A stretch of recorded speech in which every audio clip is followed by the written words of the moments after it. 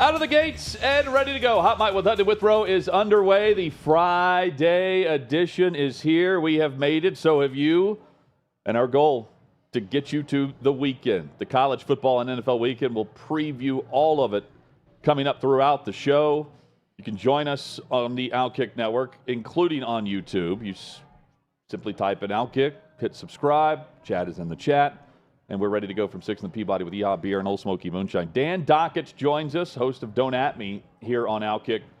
He'll jump in about 20 minutes from right now. Michael Fabiano joins us each and every Friday with the latest and best advice on who to start, who to sit in fantasy football. He's the best at that. So is Kelly in Vegas. She's on a roll. And she joins us from the podcast Bet On It.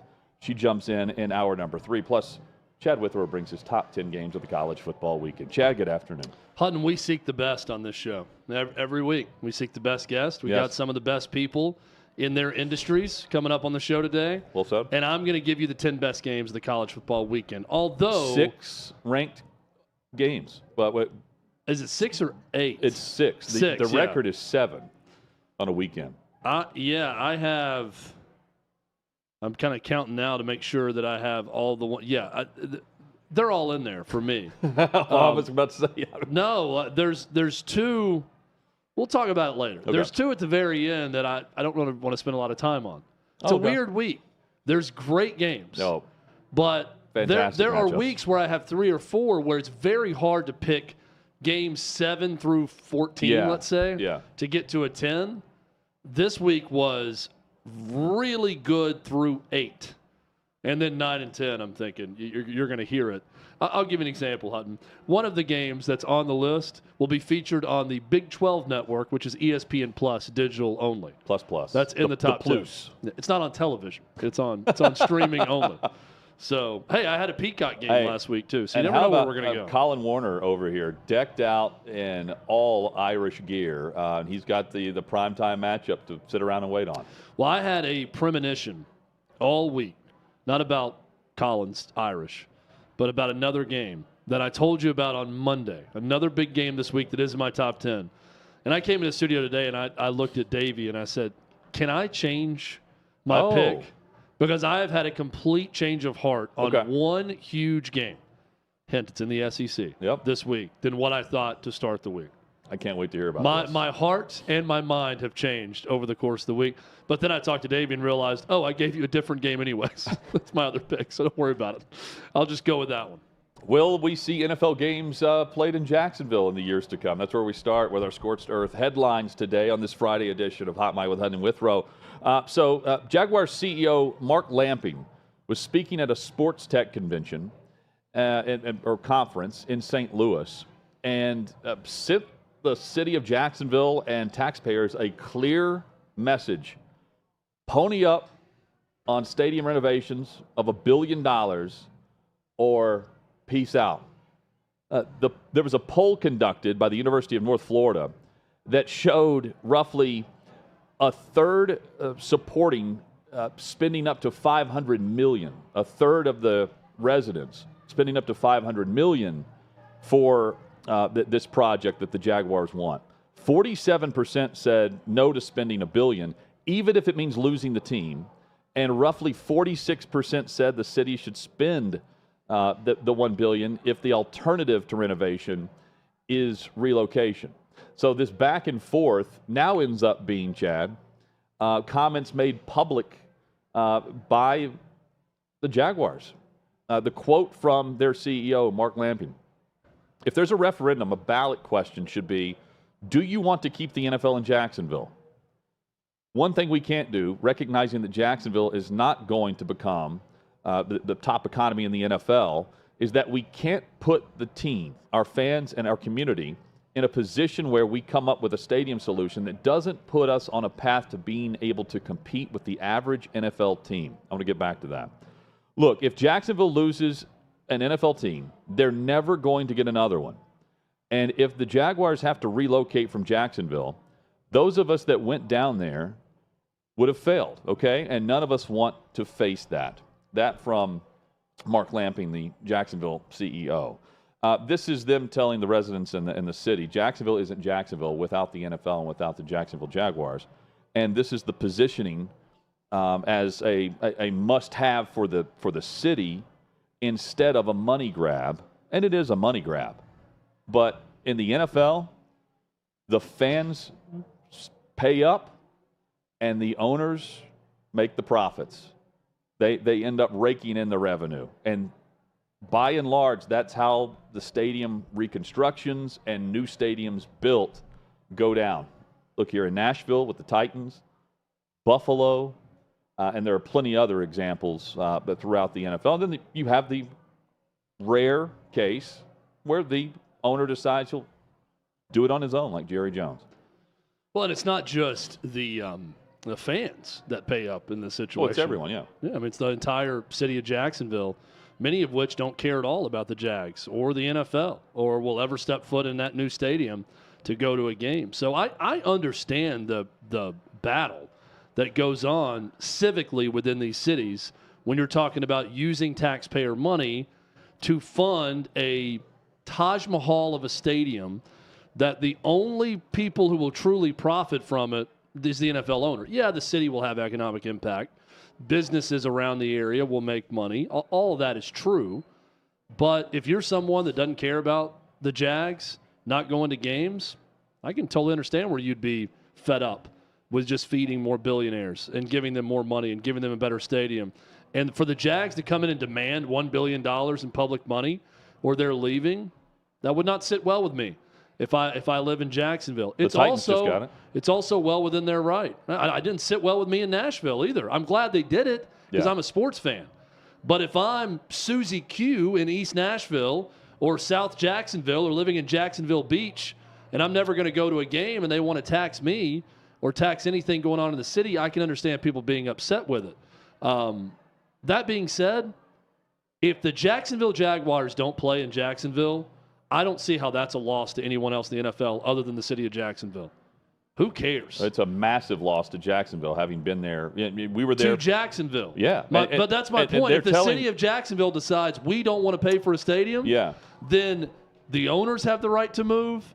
And here's my point. It's not a destination. If the Bills leave trip. Buffalo, that's a big scar on the NFL because that is a loyal fan base and an area that's been with it and has diehard fans. When I think diehard fans, I don't think teams that are teal, typically. It's not Jacksonville. If we're going to have an extraction of a team from the league, it's probably the city of Jacksonville. Let's be completely honest here.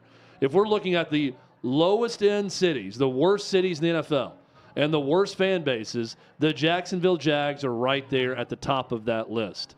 So I say this to say, be careful what you wish for.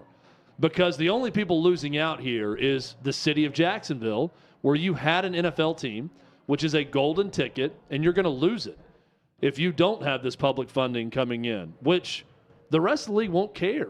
Plenty of other markets want an NFL team, and they'll be happy to have it, and I think the rest of the league would probably be happier with somewhere else other than Jacksonville. Yeah, I mean, Shad Khan is already playing home games in London, and he's been doing that for years. He's also meant a lot to the downtown area. It is a ghost town in Jacksonville, where there used to be restaurants, bars, but they're not even open, even whenever the world's largest cocktail party is going on for Georgia and Florida at that stadium.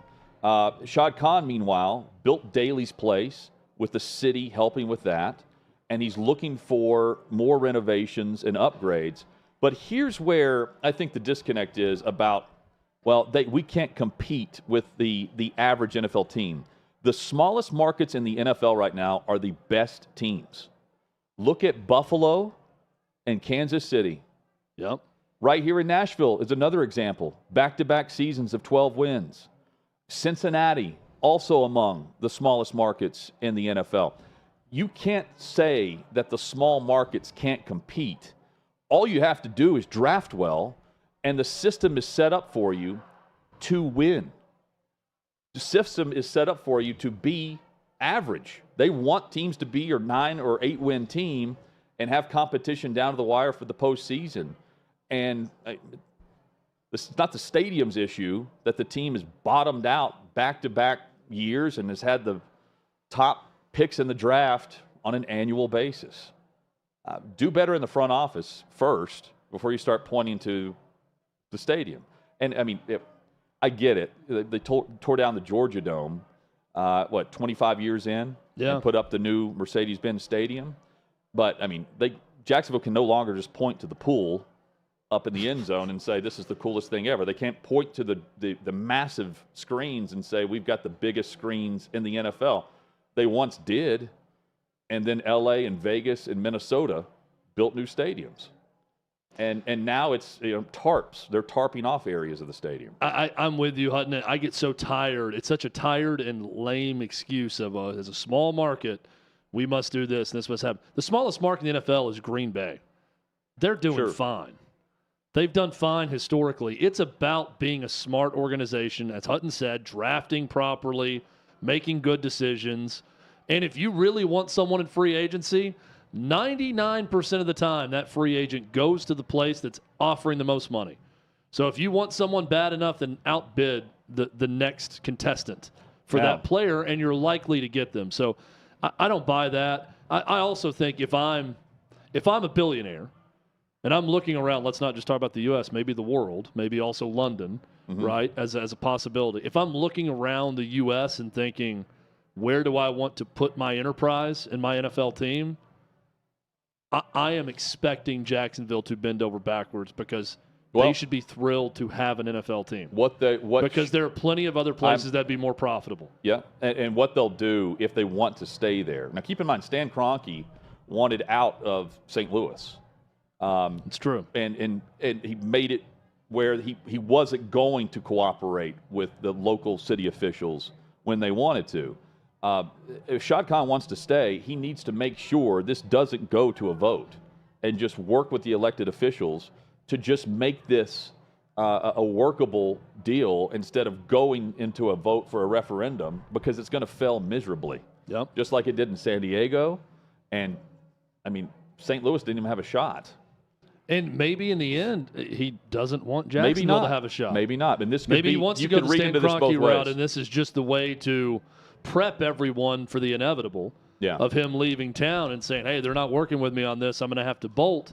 And you get that word out there, and then when it happens, people can blame the city for it happening. He may not want to be there. May not want to keep the team in Jacksonville. Well, he's done a lot of work around the downtown area, though, that kind of gives you an idea that he would like half the season there at least.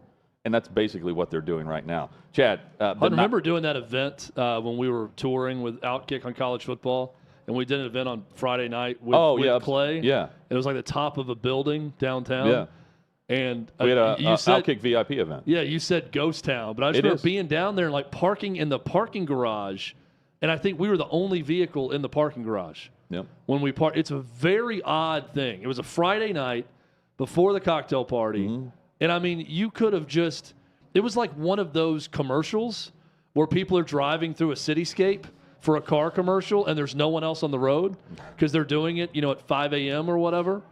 That's what it was like at 6 p.m. on a Friday night before the Florida-Georgia game in downtown Jacksonville. It's like that for a home game. It's not an ideal place. And with all due respect to people from North Florida, you may love it.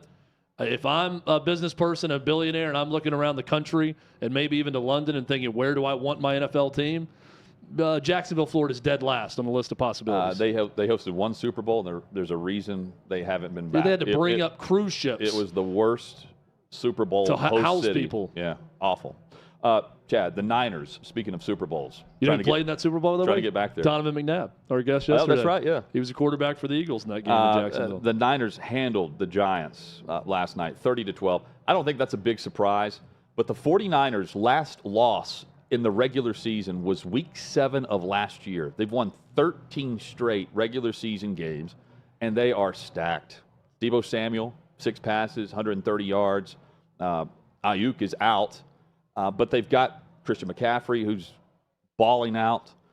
Brock Purdy continues to deal, 310 yards, 2 touchdowns, 8-0 now as the starter for the regular season in San Fran. And meanwhile, from the New York perspective, Chad, this is a glaring example of the loss of Saquon Barkley and how detrimental it is when he's not in the lineup. They have no playmakers right now that's really stepping up. Darren Waller had 2 or 3 catches for like 20 yards last night. It's a stout defense by San Fran, but it is bleak right now from the Giants' perspective. They came from behind in the second half, and credit to them, they did it with 31 points against Arizona, and they lose Saquon Barkley and end up going to San Fran and throttled. Hey, are the Rams the second best team in football right now, given that they kicked a field goal to cover the spread against the 49ers? That looks like an amazing outcome at this point. The Niners just steamrolling people. I look at that Rams performance with McVay kicking the field goal last second to cover, and I'm thinking, man, we might look back on that in mid-January and say this was the sign that we needed, that the Rams were back, and they're back in the Super Bowl hunt with this close one-touchdown loss to the 49ers. This 49ers team is just wrecking people right now. It is impressive to watch. And the Giants can't tackle. They could not tackle McCaffrey, Kittle, or Debo. Well, now the fun thing in the NFC, at least for me, is, and obviously the Eagles there as well, but can the Cowboys one-up the 49ers? Because they're both just housing teams at this point. And San Fran has knocked Dallas out each of the last 2 years in the divisional round of the playoffs. Fun rivalry in the 90s and 80s and 90s. Fun rivalry again between those two. Also fun is Captain Andrew Luck on social media. And Andrew Luck last night dressed as the captain from the Civil War. We'll get to that later. Dan Dakich is next on Hot Mic.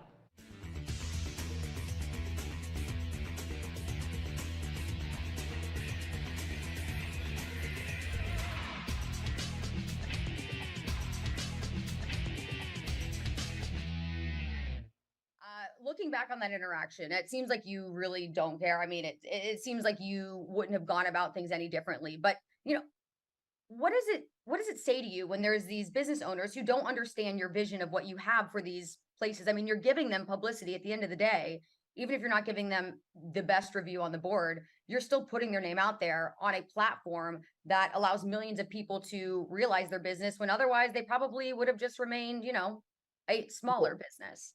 Yeah, he's a moron. It had nothing to do with how I was ranking the pizza. And he said that. He said a million things, like he doesn't want publicity. He keeps talking about it. But he just hated me. He didn't really know who I was. I'm sure it's the way his politics are, because if you go look at his feed, it's what I'd expect. It's extreme left, and those are the types of people who generally hate me before they meet me. But he said he wanted to yell at me before I even stepped in the store, so it had nothing to do with the review. And he's a clown show. He is one of the worst people. He's everything that is wrong with this country, and that's not exaggerating. But he's made up his mind before he meets somebody, picks a fight, and then the rest is history. But for me, it's good. It was the most viral thing we've had in a long time.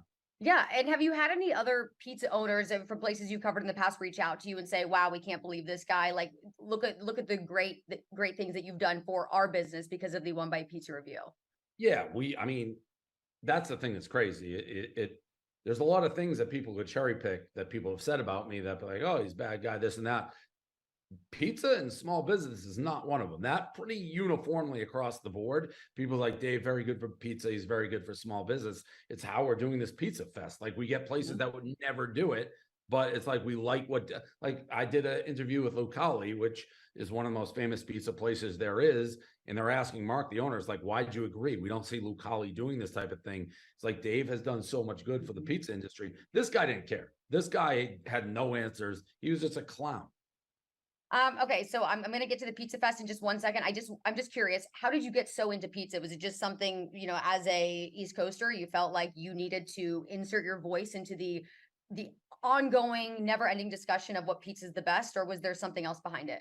Yeah, so we talk about anything at Barstool, and probably 10, 12 years ago, myself and Big Cat Dan Katz, who's one of our top guys, we just had a debate. If you could eat one food the rest of your life, what would it be? He said tacos.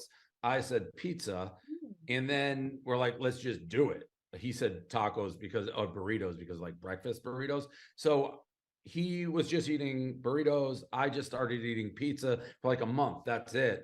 And people were asking, well, what do you think of it? And that's where I coined, like, all right, I'll take one bite and score it. It just kind of clicked. I could tell it resonated with people. And that's where it was born from. Okay, so now let's talk about your pizza festival. It is called the One Bite Pizza Festival. Very appropriate. It's taking place September 23rd in New York City. How do you prepare for such an event? I mean, so many different options at your disposal in one afternoon. Are you going to have to just forego pizza for the next couple weeks to really prepare yourself? Well, I'm a trained professional. I don't know about the people going to it. I eat so much pizza, I'm probably better prepared, but I do think that will be a challenge for people because we have so many great places. People have asked how this came about, and it was always suggested, hey, you should do a pizza fest.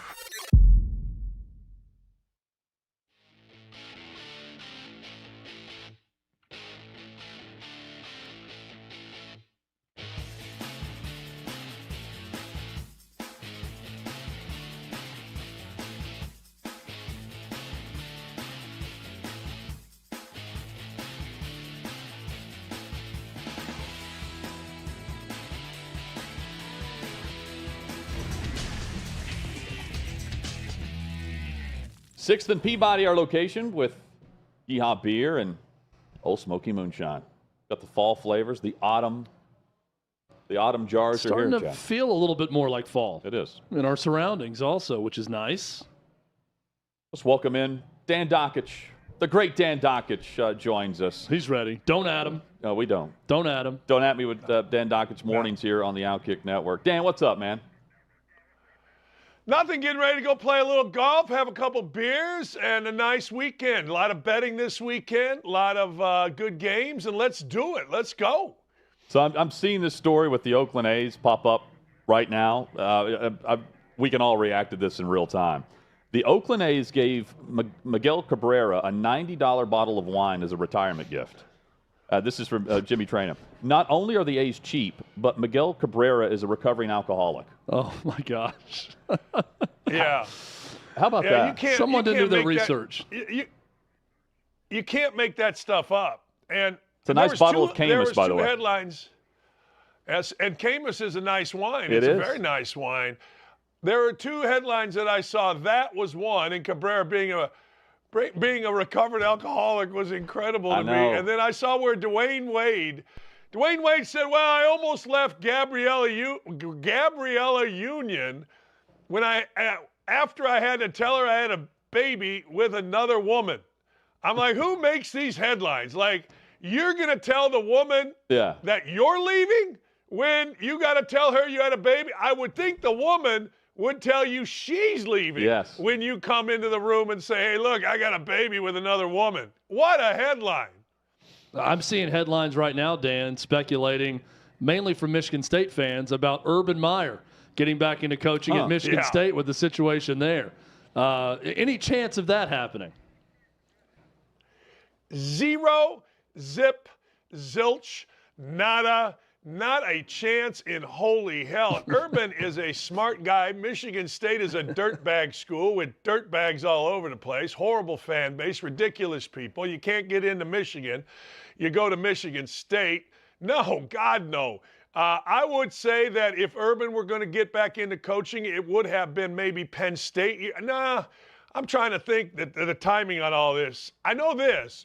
I know he was very interested years ago when UCLA came. He said to me, hey, man, you got to see this package they sent me. And it was like, holy cow, they were offering a lot of different stuff, but no chance does no, God, no. That's the worst school in the year. Just look at all the people and the idiot things that come out of that place. No, he's not going there. No. Yeah, and given that and their recent history, which clearly has not been any good, Dan, does it feel like they use this issue that Mel Tucker was having with Brenda Tracy as a way to get out of $95 million in a contract, and that if he was winning, they probably would have defended their coach in this and at least stuck by him for a little bit? There's two ways of looking at this. Clay looks at it like a lawyer, and he's probably right. Look, this is on your own time. This is consensual phone sex. There's got to be something more here. The lady didn't hang up. I look at it a little bit from the coaching perspective. You know you never crap where you eat. You just know this. And when you bring somebody to your team and introduce them to your team, have them speak to your team, make them an honorary captain of your team, and pay them that is a ticklish issue. That becomes something where you go, hey, wait a second here. You're kind of crapping where you eat. And coaches understand that when they do that, like Mel Tucker knew that he was crossing a line here. Nobody can tell me he didn't. Nobody can tell me that Mel Tucker just got infatuated with this woman and didn't understand the implications relative to the university, because every coach, I knew this when I was a graduate assistant, for crying out loud. So I think it's $79 million that they owe him. I certainly can see that they made a mistake, or they feel they made a mistake, off of the 1 year with Kenneth Walker Jr. doing a great job, almost winning a Heisman, and it haven't been good since. And the other thing is this. Like, I talk to people all the time in college football, and Mel Tucker was a known idiot.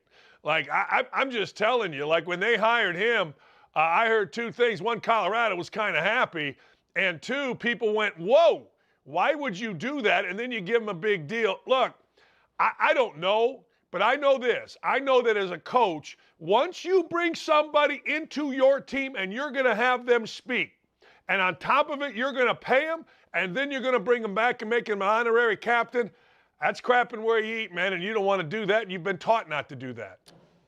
Dan, the Colts, they've ruled out Anthony Richardson with a concussion, and he's not going to play this week against Baltimore. Minshew Mania is officially in effect in Indy. Your thoughts on – look, I think Richardson has looked fine, but he's left the first two games due to injury or concussion, and Gardner Minshew is there for a reason. What's the vibe there? Yeah, that's exactly right. Let Gardner Minshew do what Gardner Minshew was brought in to do. I'm always critical of Chris Ballard. I have been. But when he brought in Gardner Minshew, I thought, it's pretty smart. The two worked out together, Richardson and Minshew in Florida, with the same trainer, so they knew each other. It was a comfortable relationship. But Minshew can go for a couple of games. I think we've seen that. I mean, here in Indianapolis, we've seen Gardner Minshew beat the Colts a number of times when he was at Jacksonville, so maybe we overvalue him. But he was brought in here to do exactly what he's doing. Start a game or two, do good, handle the ball, don't turn it over, all that kind of game manager stuff. Yeah. And he seems like, and you guys can talk about this because you saw him for years too, he seems like an unafraid guy. Like, he doesn't seem like any moment is going to be too big. He almost seems like the bigger the adversity, the more he kind of likes it and steps into it. So I hate that Richardson has 2 games in, third game, and now he's not able to play. That did not happen with Andrew Luck for his first 4 seasons. The only time he got hurt was out of the pocket. First 4 seasons, he played in every single game. People talk about him being running quarterback in a bad line. Richardson's going to have to learn to throw the ball. He's going to have to use his arm more than his legs, or this is not going to slow down. But, yeah, Minshew, people are kind of excited, to tell you the truth. They want to see what the guy can do. Well, and they're one of the games in Baltimore that could be and probably will be affected by that tropical cyclone that's going through. So they could use Jonathan Taylor in this game. They couldn't because he's on PUP. But the video that surfaced last week, Dan, where he's working out of the team facility, I know the fans were excited that it seems like things are at least better than what they were. Maybe they're still not good, but better than what they were. Is the assumption that he's going to play in Indy this year, or are they trading him? Because immediately when Chubb went down, I thought about Jonathan Taylor in Cleveland. Yeah, I think everybody did. My assumption, people are telling me that Jimmy Irsay and his daughters, we'll trade you, but we're going to have to get somebody really, really good, particularly a wide receiver. You saw the names that were thrown out that the Colts were trying. I think this. I think if Jimmy Irsay can't get big-time value, he doesn't want to trade him. Everybody that I know that knows Irsay told me he does not want to trade this kid. He wants this kid to be one of those, horseshoe guys, Colts for life kind of guys.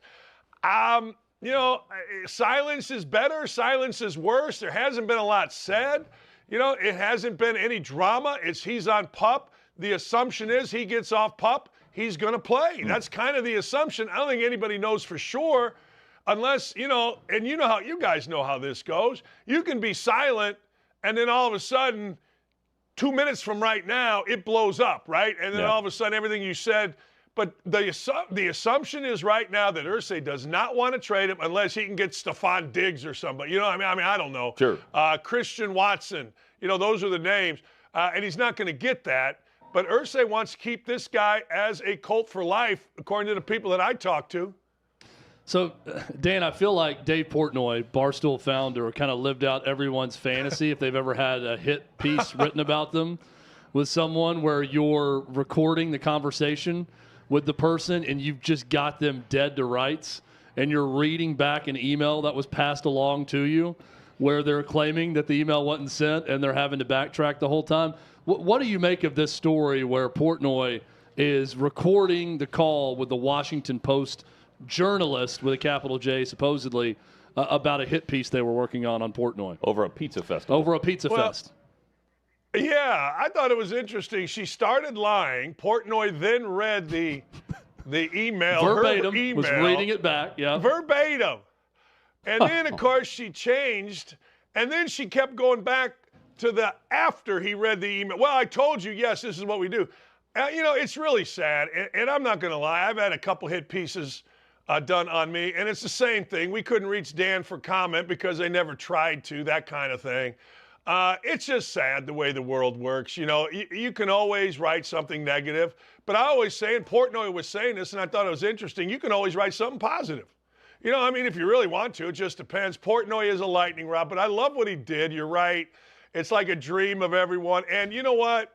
The young lady was totally ill-prepared. She's like a food writer, you know, that stepped out of her depth. A veteran writer, an investigative writer would have said, hey, Portnoy, I don't give a damn what you think. This is what I'm doing. Kiss my backside, you know. But the food writer didn't know how to handle it, right?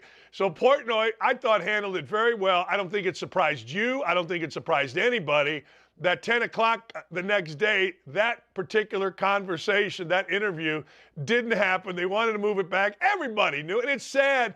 And her explanation was, well, we throw out negative to get reaction. No, What's the old thing? You can catch more flies with honey. Throw out something positive, and maybe people will respond to you. That was total crap. She was just making things up, and she looked like a complete idiot.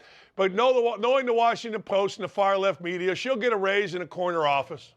Clay also recorded an interview on a feature they did with him. Remember this? And then they misquoted him or left parts of his answers out, and he had to go back. Well, that's always Clay's demand. I said, I'll do an interview with you if you allow me to record the interview. Yeah, or email. Is one of the, or emails back email. and forth. I do that too. Dan? I do that too. I absolutely do that. I do that now. I don't trust anybody. And if anybody asks, I say, yeah, but know that I'm recording it. And, you know, sometimes they go, well, why would you do that? My answer is very simple, because I don't trust you. Well, because they're recording it too. You know, they're recording it too. Right. No question about it. Absolutely. So, you know what? What's good for the goose, all that kind of stuff. But you're absolutely right. Dan, Saudi's Crown Prince says his country in sports washing, it's going to continue because they're making a profit. He's looking for a 1% increase in their fund. Live Golf, tennis, WWE, UFC, Saudi and their soccer league now. To me, it's going down like this because of all the leagues, all the teams, all the individuals, the companies that continue to accept these outrageous prices and contracts and deals because they're looking for funding and they're looking to stay afloat. Look, the Saudis, I think I told you guys this, last spring I went to University of Arkansas for the NCAA softball tournament my stepdaughter was playing. My wife and I were just walking around the University of Arkansas's campus. The center of campus, there's this big fountain. And it's like a gathering place, I guess, for students, right? Students' class was out when we were there. And it said the list of donors. Number one was like the Republic of Oman, which is in the Middle East. Number two was some Saudi Arabian prince. And it hit me like everything's being paid for by these guys. No question about it. Look, you're going to pay all these salaries. Somebody's got to pay it. And there's only a certain amount of people that have enough money in this country. But them Saudis, they got a ton of money. And here's the other thing. We think we get over on people with words. Sports washing. Oh, my God, you're sports washing. You know what the Saudis said? I don't give a damn what you call it. I don't care what you call it. If our GDP can go up 1%, great. And then we're going to make it go 1.5%. We get so tied up in words and labels and worrying about the stupidest stuff. All the while, here the Saudis are, yeah, you guys go ahead. You guys worry about the words. Oh, it's sports washing. Horrible. Yeah, okay. You guys fight over the word, the verbiage. We're going to keep doing what we do. And guys, I'm telling you, once I brought this up about the Arkansas, middle of campus thing, I had so many people sending me different things from different places that were funded or sponsored by Saudi Arabia on the donors thing. There were buildings. They've been here a long time. And while we're worried about nonsense, they're saying, you guys worry about nonsense. We're going to worry about increasing our wealth, and we're going to do it, and ain't nothing you can do about it. It ain't slowing down. Money talks, BS walks, and guess what? They got the oil. They got the money. Well said. Now I'm trying to figure out a way to get the Republic of Oman to pay into my 401k. Yeah. After hearing that as one of the donors for that. Can they donate to me now next? Can I be the cause for the Republic of Oman to make this happen? 30 seconds, Dan. Do yourself a favor. In the Withrow house, try to build like a fountain and reach out to them. They look like they like fountains, man. I don't know. If you got something, reach out. I may misdirect the funds and say it's for a fountain and then fountain. Build a new house or buy some new cars. But it's a great idea, Dan. Good research by you on that one. Be careful with that. Yeah, Be careful with that, big boy. Fountain washing. Actual washing, not sports Don't washing. Don't with Dan with a Dakich fountain. mornings here on the OutKick Network. Dan. Dan, go hit them straight. See you guys. Yeah, always great to have you on. Dan Dakich there. Coming up, Michael Fabiano. The latest sits and starts for your fantasy football team. That's next.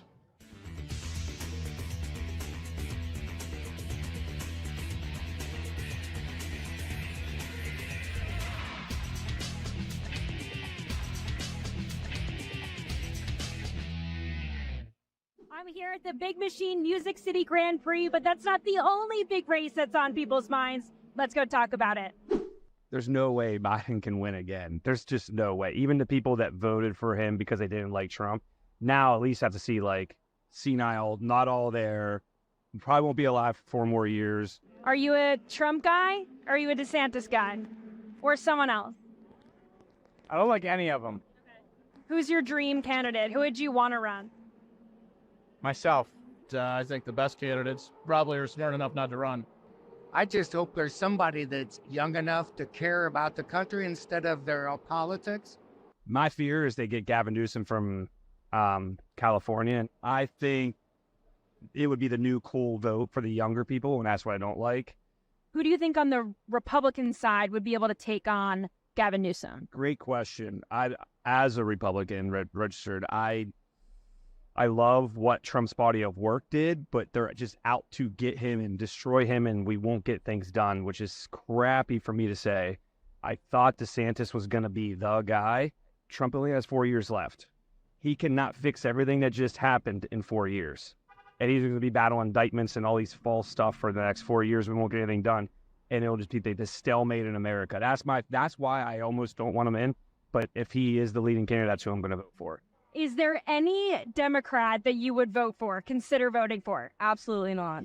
What about RFK Jr.? No. Who should our first female president be? Michelle Obama, of course. Okay. Yeah. I'm going to go with Harambe 2024. We have the 2024 presidential race coming up, and I wanted to see who you thought your favorite TV characters would vote for. Homer Simpson, who do you think he would vote for? Donald Trump, all the way. Vito Corleone. Whoa. Whoever advances the cause of the Corleone family. Yeah. Tony Soprano. If Tony Soprano is voting in the 2024 election, who do you think he's voting for? I'm going to go Ron DeSantis. Okay, why do you think that? Just seems like a Ron DeSantis kind of guy. Is this a meatball joke that you're trying to make right now? What about Homer Simpson? Homer would vote for Biden because he's a dope. Who do you think Napoleon Dynamite would vote for? That's a good question. I actually don't know. There's a right answer here. He's voting for himself or Pedro. There's a Viking show, I think. Okay. Maybe that's Hulu. I don't know. So in the Viking show, whatever the main character is, who do you think they would vote for in 2024? Probably a goat or a dog. I think we have one of those in office right now. So who do you think Jon Snow would vote for in this upcoming election? I'm going to say Donald J. Trump. Why do you think so? Because Game of Thrones is all about drama, and Trump comes with the drama, baby. Would you vote for Trump from jail? Yeah, probably. Yeah, probably. Because at that point, what else do you have to lose? Okay, would you vote for Trump from a jail cell? Yeah, baby, I will get Trump out of jail. Would you vote for Trump in jail? Oh, yeah. Based as The thing that Trump needs to remember is there's another political figure that said, I don't recall very well. Yeah. And that's all he's got to say. Is there like a dream candidate, someone that you think could like save us all? Yeah, Jesus. Amen to that.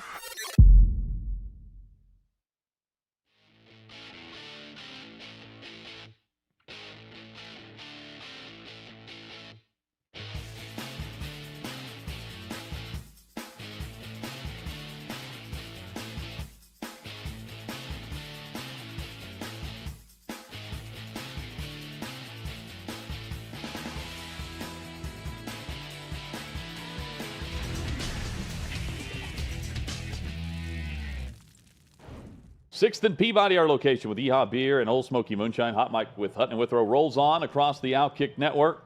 The very best fantasy football analysis here with us each and every week. Michael Fabiano joins us, SI's senior fantasy analyst. And you asked what proves that? The man went 12-3 in week 1 on his teams. Michael, great to have you back on. Your record in week 2? Not as good. Okay. Not as good. I won 9 games out of the 15. So I had some massive stinkers. Running back Nick Chubb is going to be the death of all of us, I think, this season. With all the injuries, Nick Chubb going down on Monday night, other running backs not performing up to snuff like Najee Harris, burning a lot of people. But still 500 or better in all leagues after 2 weeks. And I did not face anyone who had Deebo Samuel on Thursday night. So that's, I guess, a good start to the week because Deebo went off. Yeah, I mean, outstanding. So we'll get to the Fabs 5 in just a moment for the starts and sits. But you mentioned running back, and there's probably all of us are diving in trying to get better at the running back spot on our fantasy leagues based on injuries, lack of production, better production by guys we weren't expecting. Buying low right now on the trade value, where do you start at running back, Michael? Has there been a bigger disappointment than Josh Jacobs? I mean, he led the NFL in rushing last year, and last week he had negative rushing yards. So Josh Jacobs is certainly someone that you can buy low on. Remember, he had the holdout. He started off slowly. Now's the time to go and get him. Breece Hall, same kind of thing, right? Dalvin Cook, if he's not washed, he's in the laundry basket, okay? Breece Hall has been a better running back than Dalvin Cook. He didn't get any touches last week for the most part, just 9/10 of a point. Go get him now. A wide receiver, and I don't know that Jamar Chase's value has gone down significantly, but he's had 2 kind of ho-hum games in a row. See if you can get him on the cheap. It never hurts to try. If you're not trading, you're not trying. Jerry Jeudy, who missed the first week, last week really didn't do much of anything. You could potentially get him on a low price in terms of a trade. And then Dallas Goedert had a 0 in week 1. Last week was better, but still not producing great numbers, and good tight ends are hard to find. Yeah, they're not really getting the football there in Philadelphia. And selling high right now on rosters, Raheem Mostert, who has been on a tear in Miami. And he's a good play this week, too, against Denver, but how long can he keep this up? And remember, Jeff Wilson Jr. will be back at some point. And Raheem, I love him. He's been on my show on SiriusXM. He's not durable. I'm hoping he continues to have a great season, but I would sell high on him now. Same thing with Zach Moss, because at some point, Jonathan Taylor will come back. Now, whether or not he comes back to the Colts, I'm not sure, but he's not going to put up numbers every week like he did last week. Houston's run defense is terrible. Puka Nacua, Cooper Kupp will be back right at some point, and his value is through the roof right now. I mean, this guy's having an historic start to his NFL career. I don't know that he can keep that up. Nico Collins has been great in Houston. You guys know that in terms of wide receiver points scored by a team, the Texans are second behind Miami. Like, that's crazy. No one saw that coming. No. Nico Collins has been a big part of that. And then finally, George Kittle. He had a good game last night. And I kind of feel like when Brandon Ayuk comes back, this is going to be good 1 week, not good 2 weeks. He's going to be inconsistent. So if you picked up like a Zach Ertz off the waiver wire, for example, I think you could roll with Ertz as your tight end 1 for the rest of the year and try to get some value for George Kittle right now. I think that helps Chad with Ertz, right? Yeah, it does. Well, and I threw the scenario at you last week, Michael, about what to do with Dak Prescott or Jordan Love. And you were okay with starting Jordan Love. Happy to report that Jordan Love had 0.7 points higher, almost one full point than Dak Prescott. So I did not get burned.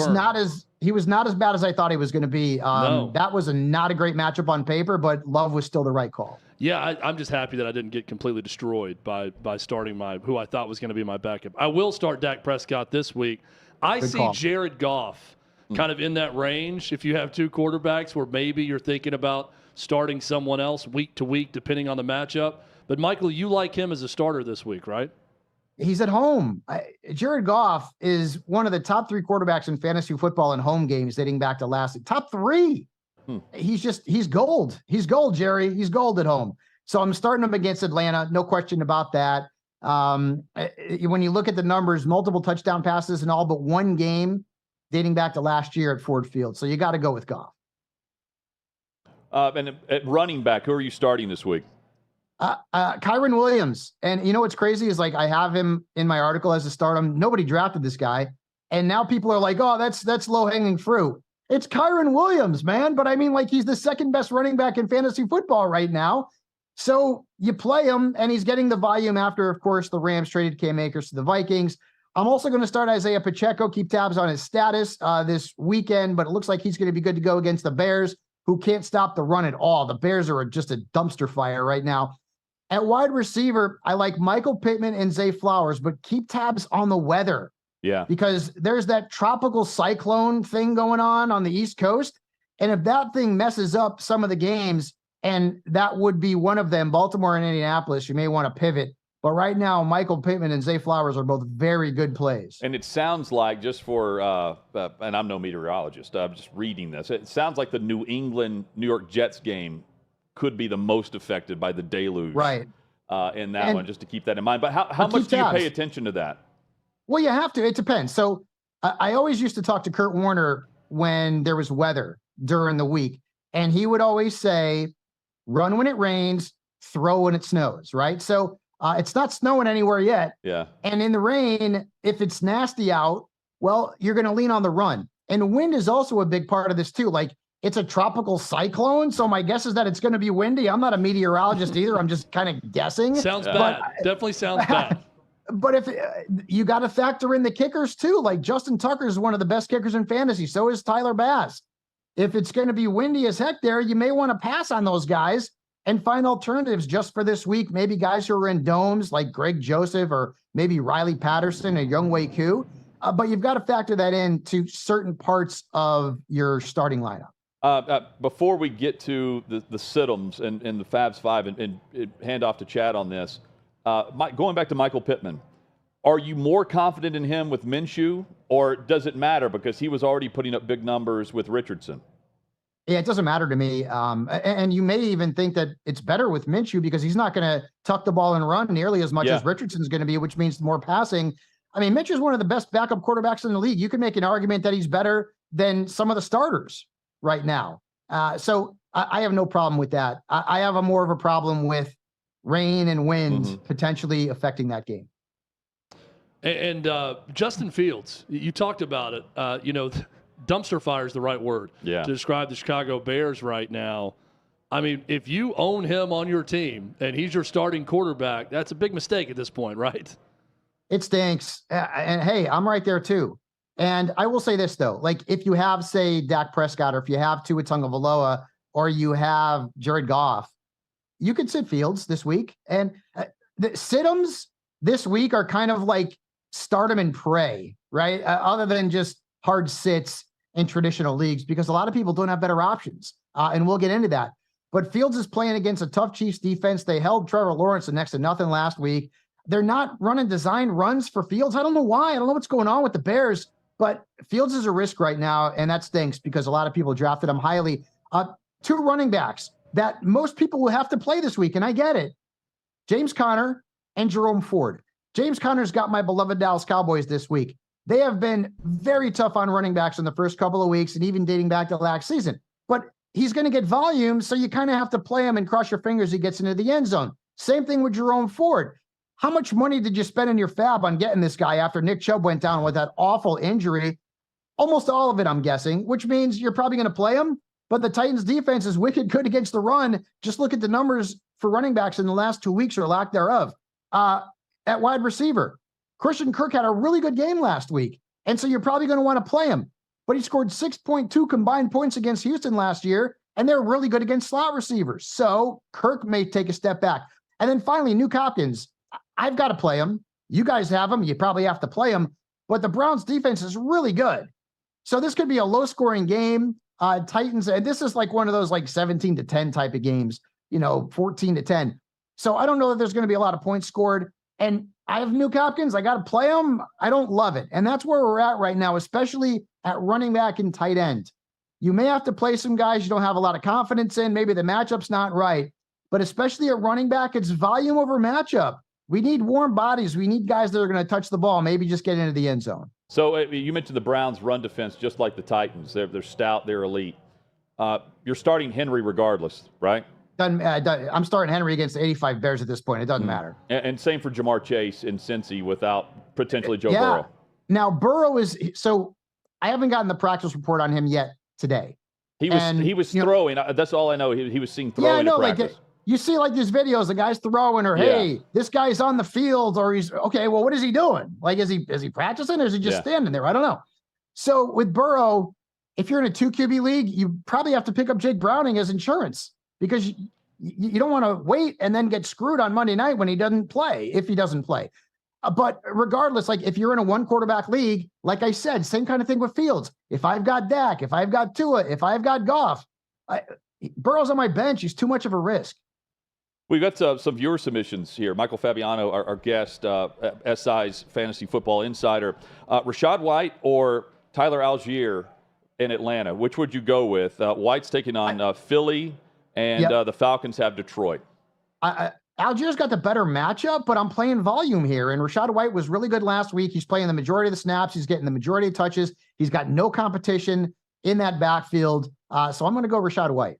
Jake Ferguson, who is in Arizona, or Hunter Henry against the Jets? This is a close one. I love Jake Ferguson because Arizona's dreadful against tight ends. I'm going to go Henry, though, because Henry has been a big part of the passing game since Bill O'Brien took over as the offensive coordinator in New England. And the Jets have given up a couple of touchdowns to tight ends already this season. Close call, though. I want your thoughts on this as well. I have no idea when to add a defense, when to let one go. I normally try to stick with the defense I drafted for the first couple of weeks. How do you play that, and how often are you rotating defenses? Typically, I'm rotating defenses every week. Now, if I have the Cowboys in one of my leagues, I'm playing them every week. Although Diggs getting hurt stinks, and as a Cowboys fan, I was really bummed about that. Yeah, so it's still Cowboys, Niners, Browns, Titans. Like Cowboys, Niners, Eagles, not the Patriots, although the Patriots are a good play against Zach Wilson this week. Kansas City is a really good play this week against Justin Fields. The Jaguars are a good play. Heck, most defenses against a rookie quarterback are going to be – Seattle's a good play against Andy Dalton this week. Bryce Young's not going to play. So I like to rotate defenses. There's like a handful that you don't rotate. I mean, like Buffalo, I'll rotate. But defenses are like hard to predict. You guys know that the Arizona Cardinals have been one of the highest scoring fantasy defenses in the first 2 weeks, and their defense sucks. Shocking. But they've been scoring touchdowns, and I ain't playing them against the Cowboys, that's for sure. But defenses are very difficult to predict. So unless you've got like one of the elite units, you could shuffle them every single week. I mean, that's kind of the nature of that position. We've got a minute left. At what point do you consider playing C.J. Stroud if you have him on your bench? He's been very good. Right. First week he was okay. Last week he was great. The good thing is that they're always behind. Yeah. So if you're looking at Vegas and you're looking at spreads and you're looking at maybe Houston being a big dog, especially on the road, and that's kind of the case this week against Jacksonville, I can see playing CJ Stroud in a 2-quarterback league every week in a traditional league. I don't know that I'm going there until the bye weeks. I mean, he's had one big game and one mediocre game, and we'll see what happens this week. I think you could probably do better, though. Like, I'd rather play Gardner Minshew this week, for example. There's a lot of quarterbacks I'd rather play over CJ Stroud, but I definitely think he's worth a roster spot because he threw for more yards last week than any other Ohio State quarterback in the history of the NFL. Although I was thinking about that, and I'm like, well, has there been any really good Ohio State quarterbacks in the NFL? I couldn't think of any off the top of my head. But regardless, yeah, if they're going to throw the ball like that, Nico Collins is putting up big numbers. Robert Woods is viable right now. Tank Dell had a good game last week. So certainly on the radar, but I don't know if I'm playing him just yet. The man has 21 combined wins so far in fantasy football leagues. Michael Fabiano has been our guest. We love this. Hey, thanks for joining us again. We'll catch you up next week. Thanks, Michael. Have a good weekend, guys. Yeah, same to you. Outstanding visit there. Coming up, 2 coaches on the hottest seats as we go into week 3 of the NFL season.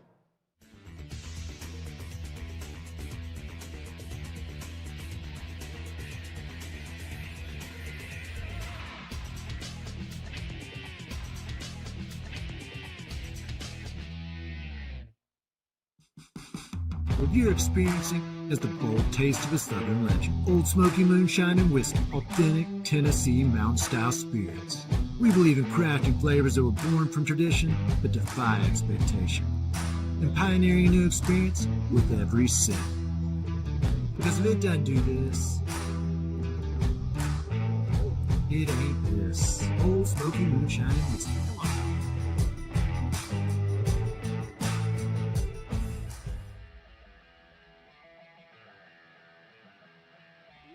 Welcome into OutKick the show. I am Clay Travis, your fearless leader. I am going to continue to argue that sports is one of the great unifying forces in all of American life. ESPN is a sinking ship. Democrats are now the party of the white, woke college graduate.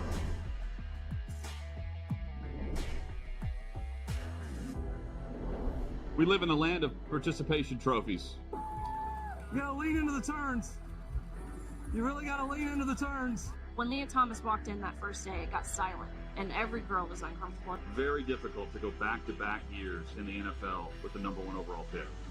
Is it fair for people to be upset with Barbie? I've been out of LA long enough to have forgotten that libs, no matter how ridiculous the scenario, are gonna live. Another week of inflation, another week with Biden with COVID, and another set of losers to crown. People don't watch the WNBA on TV, in person, on a plane, on a train, on a bus, or on purpose. I mean, what have you seen firsthand of how this has affected you in the plant and your fellow employees? Under Joe Biden, the Taliban has retaken Afghanistan. Putin has invaded Ukraine. So if there was ever a time for freaking aliens to inhabit and conquer Earth, now would be that time.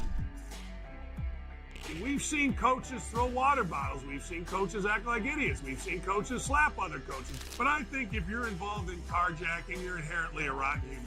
The level of stupid that sometimes gets on our YouTube chat just gives me a headache. You're born a male, play with males. You're born a female, play with females. Don't at me about it. The American people are being cheated. We, ladies and gentlemen, are being cheated. There's no doubt in my mind he could have caught the ball in his back pocket if he'd been running. Blowing a lead and losing a game is 100 times more lasting and painful in some clubhouses than losing the game 15-0. If I had to start a list in the last 10 years of horrible underachievers, he's at the top. We were directly impacted by the whole Leah Thomas thing, and we were able to see you guys on the ground with your signs supporting. That was huge. They were saying, oh, it's only 1 or 2. That's rubbish, and we all know that's rubbish.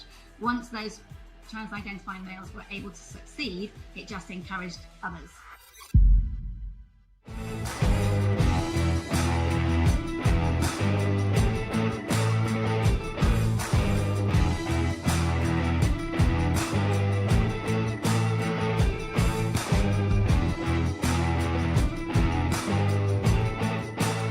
Old Smoky Moonshine and Whiskey. The taste of the Southern legend.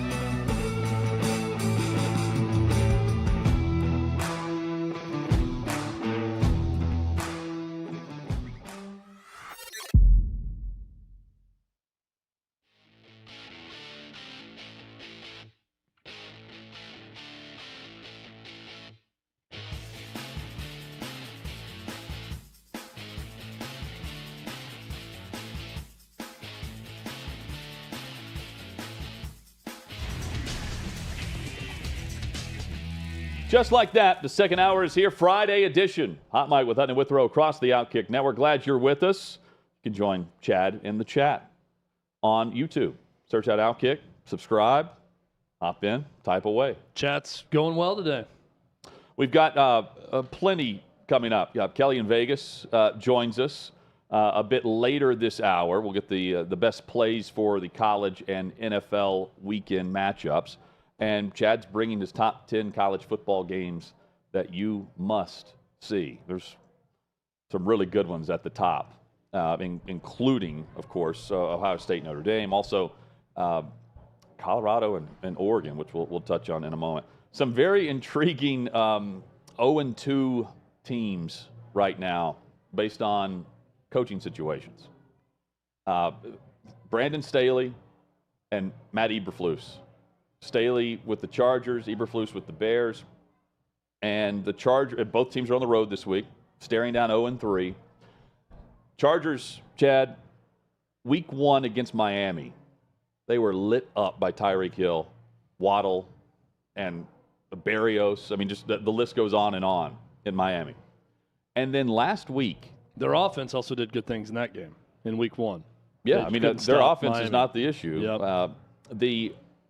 Then last week, the Tennessee Titans, who could barely muster 15 points in week 1 in a loss to New Orleans, and a team that scored 27 points one time all of last season, put up 27 on Staley's defense. And now they get Minnesota. The Vikings are 0-2, but Justin Jefferson can become the first player in NFL history to begin a season with 3 straight games of 150-plus receiving yards. I'm going back to week 1 and how the Dolphins were all over that Chargers defense. And the week 3 potential loss, week 4 as well, and the bye week for Los Angeles comes in week 5. This could be over sooner rather than later based on the start for Staley and the Chargers. High expectations there. And the defense is what's letting down a solid offense that routinely puts up points and lights up the scoreboard. The problem is the opposition does that too. And then Eberflus, with what's been a tumultuous week at Hallis Hall in Chicago, I mean, he's staring down the firing. I just don't know if it takes place during the season or after. This is going nowhere fast. And Justin Fields has to be unleashed instead of staying in the pocket. Please. Chad, you brought up with Fabiano. Total disaster. Dumpster fire with what we've seen to start the year for Fields at quarterback. They've had 2 calls of a design run for him through 2 games. 5 total rushes by Justin Fields, who rushed for an eternity, rushed for a mile last season, all over the field. And now they're trying to have him stay in the pocket. I agree that to be successful, you have to be able to stay in the pocket and deliver the football. But in the meantime, while you're trying to develop your quarterback, how about compete to win? And to do that, you have to let him roam. They're not doing that in Chicago, and that's Luke Getsy, who has a great relationship, by all accounts, with Justin Fields. Eberflus has to get in that room as a defensive-minded head coach and say, hey, we need to pick it up on our end on defense. They've allowed 25 or more points in 12 straight games. But on the same note, allow Justin Fields to just not be robotic and not point to every other issue that we're trying to climb out of, not just this week, but his first 2 years in the league. It's not good for either coach. And I'm most surprised with Staley, especially with how they've allocated not just draft picks, but free agent acquisitions and trade acquisitions on that side of the football, Chad. Yeah, and I'm really curious to see. It's not going to work out for Justin Fields in Chicago. I feel like we can pretty much say that at this point, and it's in large part because of what the Bears have done to him or not allowed him to do. Yeah. I wonder if we're going to see a reclamation project with Justin Fields when he gets in the right system with the right offensive coaching that utilizes his skill set in a better way. Because I do think there's a chance he could still succeed given the right players around him. Yeah. And maybe more importantly than surrounding and supporting cast, finding a coach that knows how to utilize him. Well, I mean, they trade and go get him in the draft. For whatever reason, they brought back Matt Nagy for that 1 year, and then they replace him with Eberflus, who's the defensive coordinator at Indy. All these moves did not. In the meantime, the first 2 years there, they didn't have salary cap space to help him, but they also didn't help him when they could during the draft, and it's been awful. And now they have all this salary cap space this past offseason, around $100 million, and still not producing results. And it's just it's a head scratcher with how they're unveiling him this year versus years past. All the boasting about, I'm the best rushing quarterback in NFL history, I'm going to prove it. Apparently, his coaches don't agree with that. He has 5 rushes. They want him to be Drew Bledsoe back there in the pocket. Yeah. They think, hey, you are a great pocket passer, statue quarterback. That's who you are. How nervous are you if you're Staley about Justin Jefferson? I mean, you're nervous either way, but knowing that you were torched by Miami and you've got a legitimate 2,000-yard caliber receiver that you're facing. Brandon Staley doesn't seem like a guy who's overly stressed or nervous at any point in time. Really a calm demeanor. I don't know if I'm going to be so calm if I'm Staley about anything right now. I feel like it's just a matter of time. And losing to Minnesota, I mean, that'd be a nice win, but losing to Minnesota this weekend, I think all but cements that. So, Hutton, college football weekend. Mm-hmm. I'm going to get to the top 10 games coming up later in the show. A game that I can guarantee you right now is not number one on my list, but I find to be the most fascinating game of the weekend. And it may surprise some people. Taking place at 11 a.m. Central Time on ABC. It's FSU at Clemson. And it's for this reason. I'm still not sure what Florida State is right now. Florida State has been 3 different teams this season.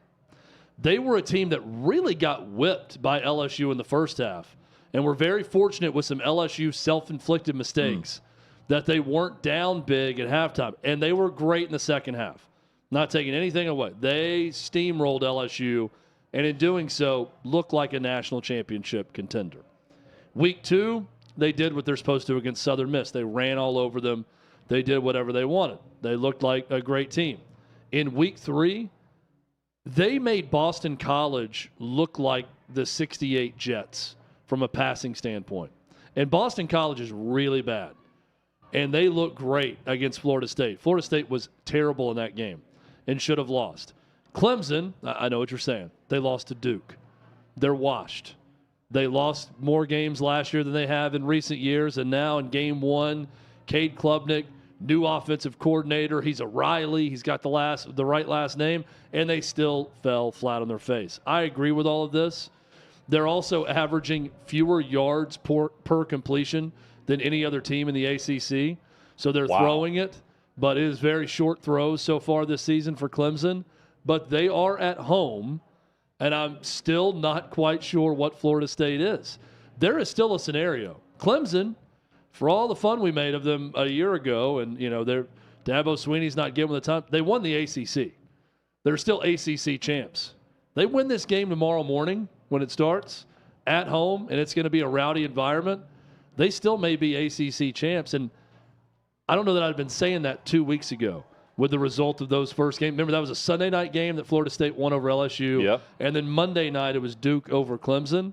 I'm not ready to make a pick on this and say Clemson's winning this game at home, but I'm fascinated to see how this game goes. 1.5, right? 1.5 point favorite for Florida State. I mean, it's Clemson unranked now. That's strange. It's given a lot of credit, and rightfully so, to Clemson's history in the ACC, the game being on the road. And I think a lot of it goes into Florida State just flat out was bad last week. Now they found a way to win on the road when they clearly didn't have their best, but they were bad in that game against Boston College. How would you bet this game? If I had to, I'm taking FSU. If I had to go right now, I'd go FSU. But again, it's too close for me, and I can't get a great feeling for it. Because of that, that's why I'm intrigued by this matchup. If you haven't taken your shot with PointsBet, now's the perfect moment. Here's the big reason why. Exclusively for first-time PointsBet users, grab this unique offer. Right now, new PointsBet users can get up to $1,000 in second chance bets. If your first bet doesn't go as planned, PointsBet has your back with a second chance.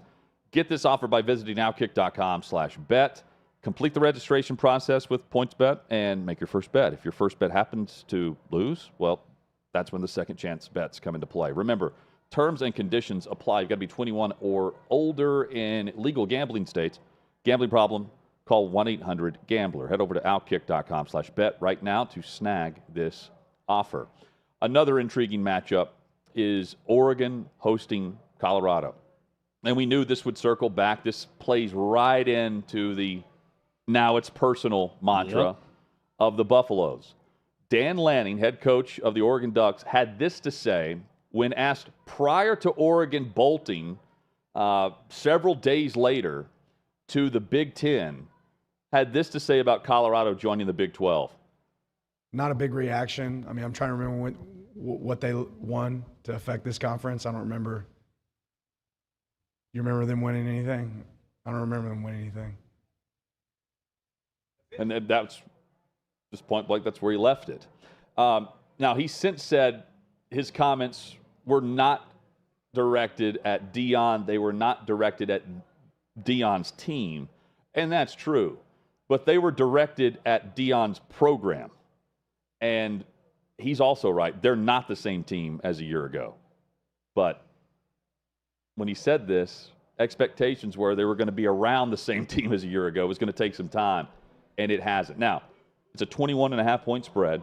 Yep. Colorado's the underdog on the road. Which is right around the same point spread that TCU was favored in week one. There's over Colorado. Two options here, Chad. Either this is a nail biter. You got a fourth quarter game. Oregon wins, but it's still it's a fun game. Or this also does have blowout potential. You know, I lean more towards the competitive matchup than I do blowout potential. Just based on the fact that so far, how can we not say that Deion's team, primetime, shows up? Now, I haven't played a complete game, but they do a pretty good job of backing up the talk. Even if they end up losing, I think they'll come across as a very competitive matchup for the Ducks. I'm probably going to eat my words on this. I don't think it's close. I think Travis Hunter being out really hurts Colorado's defense, which already wasn't great. Certainly wasn't good at all against Colorado State. I think Colorado's offensive line has been leaking fuel throughout the season. And Shedeur Sanders, all credit goes to him. He's made things happen and bought himself time when it looks like it hasn't been there throughout the year. But Travis Hunter not being out there on offense also affects Colorado. I just like the line play on both sides for Oregon in this one. But every time I start thinking about that, that's when this is the moment for Coach Prime and that program to rise up and do something. And look, Dan Lanning obviously wasn't talking smack about Deion Sanders personally or this team, but that's a pretty big knock from a coach. You don't hear coaches being that candid about complete programs. That is a complete lack of respect for everyone who's ever been associated with Colorado athletics, is what that was. So Deion hadn't been there for their history, but this is one you can play up as personal now, because that is getting very personal about the Colorado program with what Dan Lanning said. And I'm sure Deion's playing that up with everyone. His team, fans, everyone. Yeah, and, he's the 90s and early 2000s, Colorado was routinely in the top 25.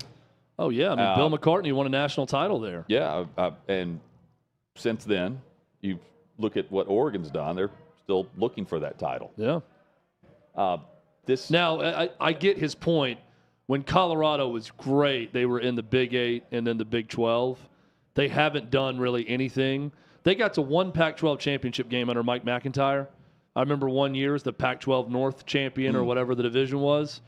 But outside of that, they didn't impact the Pac-12 much at all from a football standpoint. So Dan Lanning's not wrong, but he said the quiet part out loud, and in doing so disrespected every Colorado fan and alum going. So that will serve as motivation for Deion Sanders. As if they needed any external motivation, they got some from Dan Lanning. This was easy. It motivated everyone. Yeah. Fan base and everyone with that. And, they go out to Oregon and return home against USC.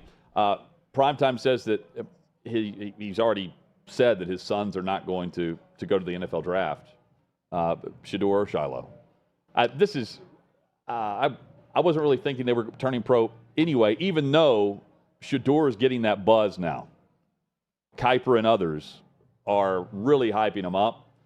But if you're building the program and you're with your dad and they're this tight, he's not going pro. It's also funny that only a dad that's also your head coach could make this type of statement. No, they're not going pro. They're going to be here with dad. I'm going to see to it that doesn't happen. Any other coach in America, if there's a question about one of their players and the potential to be a first-round pick, let's say, they're going to stay quiet on it until after the season and not speculate or say a word on it.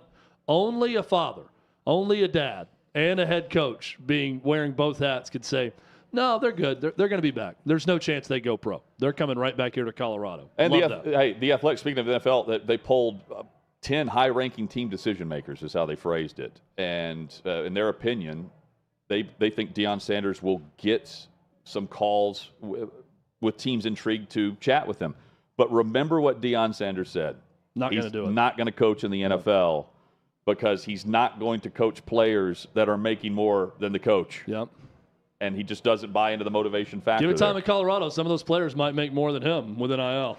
Coming up, the dumpster fires of the week. That's straight ahead here on Hot Mic.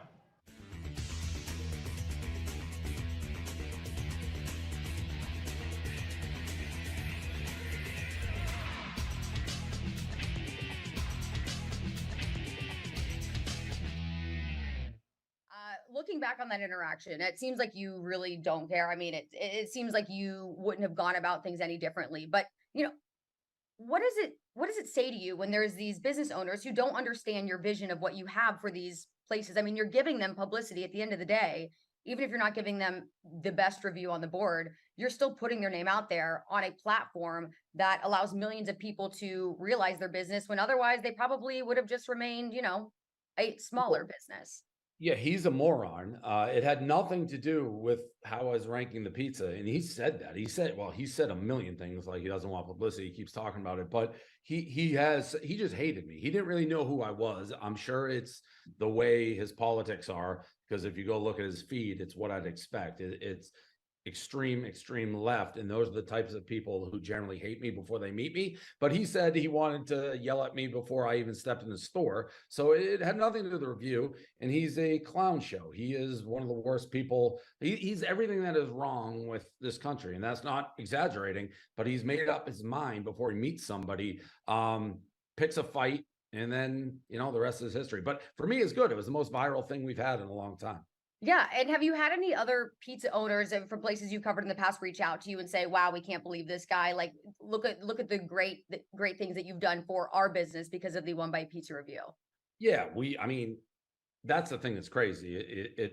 There's a lot of things that people could cherry pick that people have said about me that be like, oh, he's a bad guy, this and that.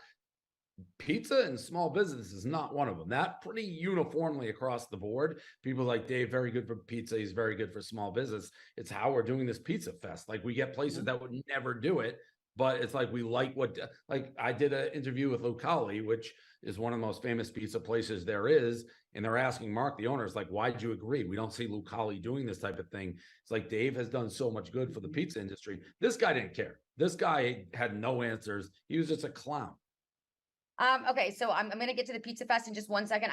I'm just curious, how did you get so into pizza? Was it just something, as a East Coaster, you felt like you needed to insert your voice into the ongoing, never-ending discussion of what pizza is the best, or was there something else behind it?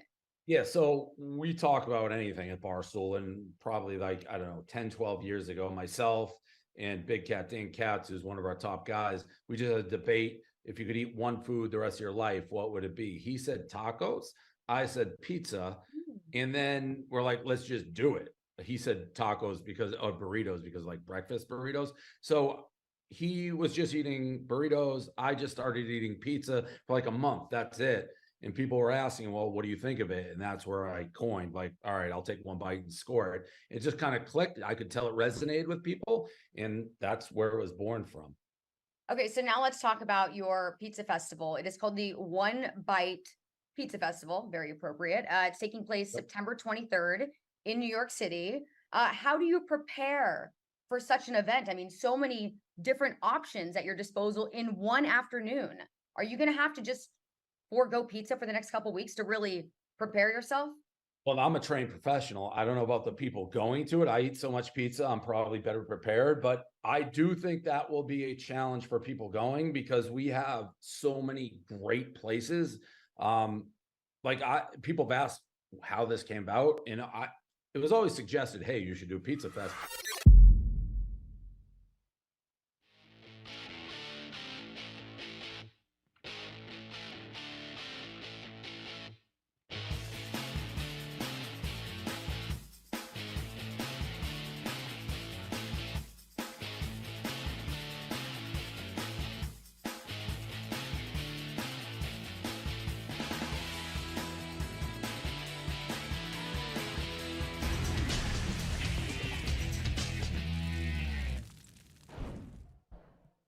Sixth and Peabody, our location with Yeehaw Beer and Old Smoky Moonshine. Coming up in a matter of minutes, we've got the dumpster fire of the week. Kelly in Vegas is going to join us in about 20 minutes. Chad, she's got a parlay for us, which is very intriguing, and she's actually staying away from some of the bigger marquee matchups in college this week. I kind of like that because we're going to hit all the marquee matchups, college and NFL, every Friday. And I like when she goes off the board a little bit off the reservation of the main games of the week when she targets her games to bet on. I have multiple dumpster fires this week I'd like to address. Yeah. I mean, I can go pretty quickly through all of them. We've got that. But I've got a few. I got a couple of non-sports dumpster fires I'd like to address as well. Oh, you know what? Let's just jump into it then. You want to? Yeah. Davey's ready as well. Okay. And we can get to Mika Fitzpatrick and others coming up. But, here we go. Dumpster fire of the week. I'm starting with the obvious here, guys. The Chicago Bears. Yep. And Hallis Hall. Can we just all agree that this is the hands-down winner of the week? Or is Chad about to trump me with something I haven't thought of yet? No, I can't. No one can trump that one. I mean, I think once we start thinking about dumpster fires of the week, I mean, let's recap the situation in Chicago with the Bears. But there's right so now. many branches to this dumpster fire because the dumpster fire is also on the report of a raid at Hallis Hall. It's the media dumpster fire. But there hasn't been much since then, as far as you're right. But there hasn't been reports to any detail as we wait the criminal aspect, the investigation. I mean, why else would you raid someone's home? The crime reporters on that beat, the crime beat, would have this, but also the beat writers that, I mean, let's be honest, the beat writers, the best ones in the league, and for papers of a bygone era, are now either working for the team in the city or they're working for the league for NFL.com. It's a full-on catastrophe. And then top to bottom. Matt Eberflus looks like an idiot. Justin Fields looks bad. They lost to two teams that may not be any good to open the season. Now you got your coach that's out for a week. They're citing health as the reason, but there's a reported raid. Oh, the raid didn't happen at Hallis Hall, but no one's saying the raid didn't happen at home. About it. And if a raid did occur, weird. it's one of three things more than likely. Yeah. It's guns, it's drugs, child porn.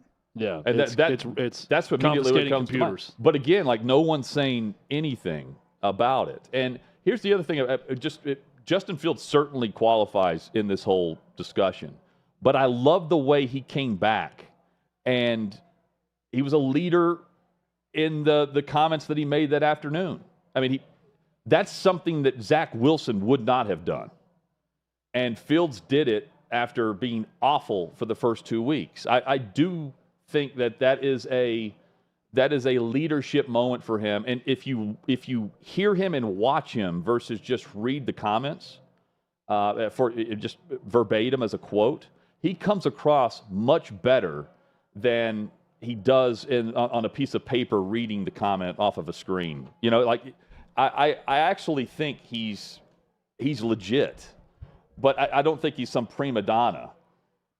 I just don't understand how, if you're great friends with Luke Getsy, the offensive coordinator, that you don't figure it out and allow the dude to run all over the field if he so chooses. Yeah, it's bad all the way around. And as hours pass, I get more and more pissed off at the reporters in Chicago. Well, I get mad at the sports radio host who had the report, and then everyone's saying it didn't happen. He has not backed off of that, correct? No, and then now, but everyone is saying it didn't happen at Hallis Hall, which I would believe that at this point. Right. But still, the whole thing with his house, and again, I've raised the question, so where's the cooperation with crime reporters and football reporters on this? There has to be a way to figure out what's going on, and it's just a lot of silence. Yeah. Which is crazy. I'm going to stay in the Windy City for mine. All right. This isn't near to the level of the Chicago Bears. Dan Dakich's Chicago Cubs have lost 8 out of 10 games. They won last night. They are ahead 7-0 right now in Denver. But this is a team that looked like they were in a great spot, and they're still in an okay spot to have a wild card spot in the National League playoffs. They're now tied with the Miami Marlins, and they do not own the tiebreaker with the Marlins. So they're a half game ahead of the Cincinnati Reds within their division to have a wild card spot. We are witnessing a collapse right now. Time to turn it around. They do play in Atlanta this week. That's going to be tough. They get Colorado over the weekend. They're bad. That's good news for the Cubs. But what we've witnessed was a team go from prime position to make the playoffs, and now that is very much in doubt. In fact, as of this morning, could have changed by now, but 46.5% was the percentage chance that they make the playoffs. So that's one to watch, and I feel like we get to stay with the Chicago theme with both the Bears and the Cubs in a bad spot. Davey, what do you got? Guys, I was debating between two options, and one of them ultimately ended up having a resolution yesterday, and that's the USC football and the media, Luka Evans, him being suspended, but that has kind of cleared itself up. So I decided to go with the Cleveland Browns, and you're probably asking, well, it's not exactly self-inflicted what happened with Nick Chubb, and while that's a terrible injury, I mean, at the moment, like, I would not be putting money on ever watching him play again. I agree with you. As much as that pains me to say. But the other problem is we found out, and by we, all of NFL fans, football fans, found out just how bad of a trade it was for them to go out and acquire Deshaun Watson on Monday night. He ultimately didn't have people step up around him, but whenever you have two critical turnovers that ultimately lose the game for you, and you can just tell this guy is a shell of himself from what he used to be when he was quarterbacking the Texans, it just proves that this deal that Jimmy Haslam has done is the worst contract in the history of the NFL. And if you have the worst contract in the history of the NFL, I can't call it anything but a dumpster fire. Yeah, it is. It's also it's bad news for those other quarterbacks, right? I mean, those guys are performing at a much higher level than Deshaun Watson, so them and their agents can argue for a lot more. But the whole guaranteed money, for the quarterback position, which I still think will happen eventually with the right guys, it takes a blow because of this, because of the one that you can point to. What's happened with him. No, it takes a blow because of the NFLPA. Yeah, if the quarterbacks wanted to band together and demand a fully guaranteed contract, if you want to talk ratings and billions of dollars for television revenue, have the top quarterbacks sit out and see what happens. The owners would pay. Well, how long have we been waiting on the NFLPA to be strong? But it's not because the Watson contract at one of the worst franchises doesn't pan out and it's a bad contract. Mahomes is still underpaid. Yeah, but the owners will still argue that. I agree with you. That's not a reason to do it, but they're going to use every bit in their arsenal to do that. And when they say, hey, how did that one that got paid guaranteed go? That's what they're going to tell the NFLPA. But the argument to be made by the other great quarterbacks would be, okay, have fun with Gardner Minshew, or looking around the league, have fun with Will Levis, who we barely saw in the preseason. Yeah, I mean, I could do a better job arguing on behalf of the NFLPA than they do. Yeah. That's the issue. Well, they settle for less practice time. Yeah, that's the problem. And by the way, I mean, $250 million, where you've got Mahomes with the $215 over the next 4 years. I mean, I'm not saying he's He's not making a ton of money. But not just him, but this was the year to do it. And for all of those that just pointed and kind of joked about Lamar Jackson, I don't know how the players can do both things. And they weren't mocking Lamar, but the media was, and now they're pointing to, fully guaranteed deal, awful, but Mahomes should be getting more. And you can't have both things there and have it make sense. And the position is the most important in sports as far as value to what they do. So I wish they would hold out. This would end all of that argument. Yeah, no, I think the argument I want football. I don't want to miss football. No, I think the argument probably should be ended, but my point is that, man, Deshaun Watson could have helped everyone else's case. If he went to Cleveland and they're a playoff team and he looks better than he was with the Texans or anywhere else, I think that would make it easier for every other player to argue that. Now, if the quarterback's decided, I think the owners would argue it if he's great or if he fails. Yeah, certainly they would have done that. But I'm saying that's one less thing. That's one less chip they can play. Yeah, that's one less card they're going to throw down, because every single agent then could say, "Do you see what our guys in Cleveland did and how well it's working out for them? Well, my client is a hell of a lot better than him, so he absolutely deserves it." But now that it's the one, not experimental, but it kind of is, the one experimental trial run of it has blown up in Cleveland's face. That doesn't help them. Now, if the great quarterback decided to not play, they traded. Right? If they're going to strike and say we're going to do I mean, that's one way to force the issue. That ends it if they would do that. And the quarterback could do it for every position. That's how important it is. And we always say there's not 32 starting caliber quarterbacks. You can barely find 32 starters at kicker, Chad. It's also interesting that which you've argued should be easy based on soccer. Just like bunting in Major League Baseball. the conversation we had all offseason was about, Justin Herbert, Joe Burrow, which one's going to get that contract. Yeah. And while Herbert's looked really good, both those quarterbacks are sitting here at 0-2. Yeah. Herbert is a great talent, and, I mean, not a winner so far. Hate to bring out the facts, but he has not won at a high level, and we can blame the defense and blame Staley and everyone else, and I guess we're going to keep doing that. But he's not won to any great extent yet. I think he will, though, at some point. Here's my other dumpster fire. Yeah. HBO. HBO's handling of how they unceremoniously ended Winning Time, which I thought was a great show. I understand business decisions have to be made, but when you send out screeners to all the critics that show one ending that's sort of this Empire Strikes Back moment in the series that's going to lead to 2 more seasons with Magic Johnson in defeat in Game 7 of the Boston Celtics, and then in the dark of night, you also shot a series-ending scene that takes place 5 months later with John C. Reilly, and then you just put that in there at the end after everyone else saw it. That's a very rushed situation to do it. And what it does is leaves HBO. HBO Sunday nights has been a staple in America. That's where everyone looks to say, this is going to be the best of television. Whatever the Sunday night show is on HBO, that is supposed to be the preeminent, most well-done show, well-produced, well-acted, well-written show on television. They got a gap now. Some of that, not their fault with the writer's strike and the actor's strike, but I think it's not until 2024 that the next True Detective with Jodie Foster will air on Sunday nights. So we could probably say this about a lot of the streaming industry and the entertainment business, but HBO is a dumpster fire right now. And I'm not talking about HBO Max, but big HBO, because there's nothing to go to right now on HBO that's getting anyone to go to that network on Sunday night to watch anything. That's a problem.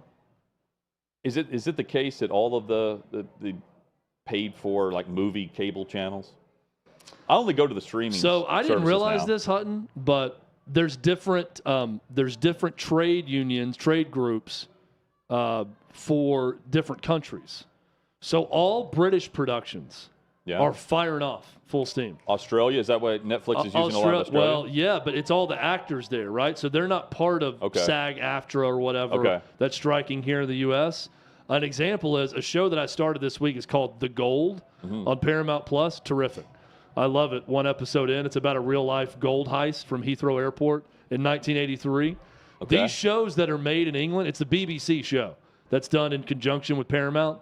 So companies can now go overseas and get British actors and writers to star in series, or they can do what's called co-productions with foreign groups like the BBC on new shows and movies. So that's the workaround right now that's going on. But the hope is this stuff gets done sometime soon, so we don't have a year and a half where there's nothing. I thought they were close to something. I don't know. I don't think that the powers that be are even talking anymore. They're just basically telling them, like, your demands are ridiculous. Either get back to work or not. No response. Well, That's and crazy. I showed you, this is another topic for another time, but the different actors who are, like, auctioning off different things you can do with A-list actors to help out people in production that are really struggling right now, it's bad. Hollywood, dumpster fire. Yes. The whole thing. Not just HBO, all of Hollywood. Chad, which game of the college football slate are you most confident is going to be living up to expectation? Ohio State, Notre Dame for me. And I know, I'm guessing it's number one on your list. We'll get to that coming up in the next hour. But expectation-wise, it's Ohio State, Notre Dame for me. It's that. Yeah, it's that. I want to get the one. Kelly in Vegas, her take on the line and her expectations. We'll also present our top play of the weekend and see if she agrees or disagrees with us. Yeah, I have a hard time believing that Notre Dame-Ohio State game is not great. Right. It's going to be very close one way or the other. And we're going to be talking potential Heisman candidacy for one quarterback. Sam Heisman. If they pull the upset. Kelly's next.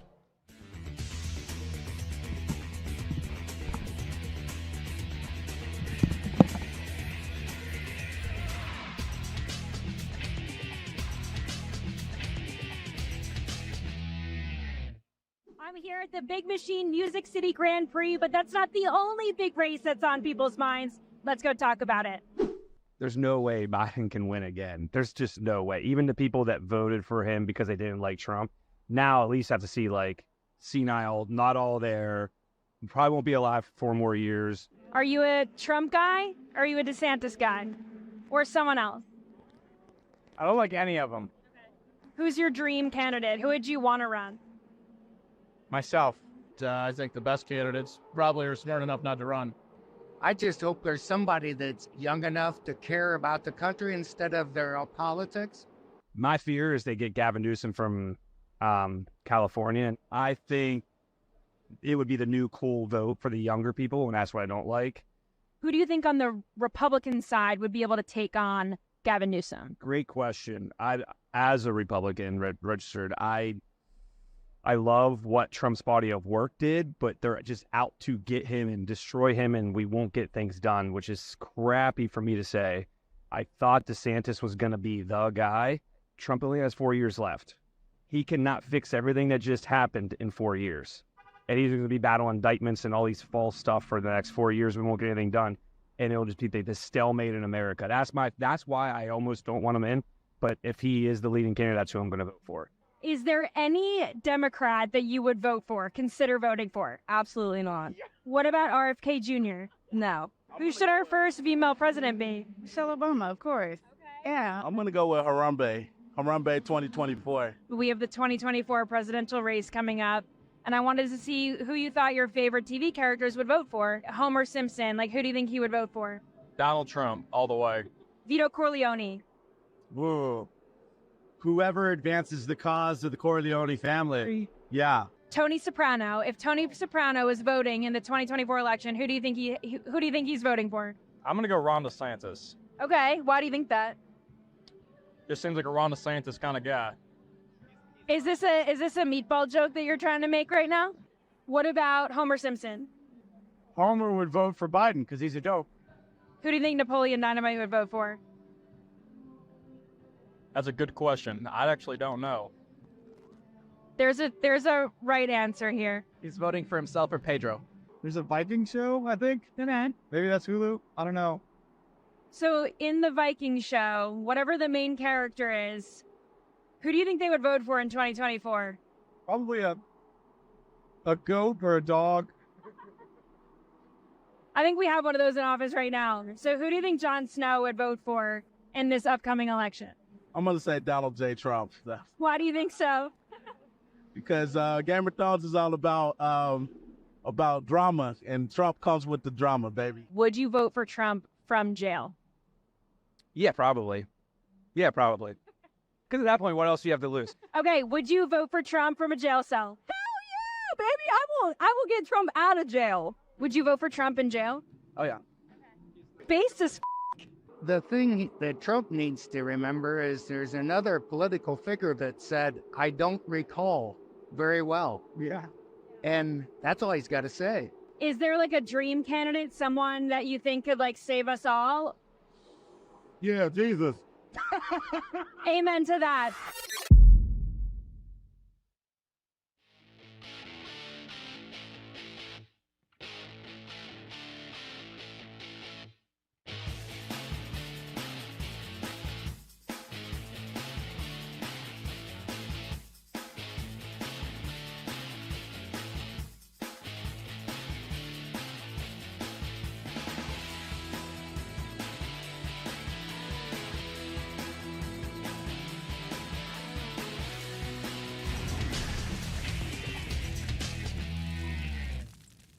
Sixth and Peabody, our location with Yeehaw Beer and Old Smoky Moonshine. Glad you're with us. Hot Mike with Hutton and Withrow rolls on across the OutKick Network. Did you hear the song that was just playing by the band out there, Hutton? Little Country Roads, little John Denver, maybe in honor of our next guest who loves Morgantown, West Virginia more than any other human that never attended but not West John Denver? Virginia University. But not John Denver? I would say our next guest loves Morgantown more than John Denver. Oh, okay. I don't think John Denver settled in Morgantown or West Virginia.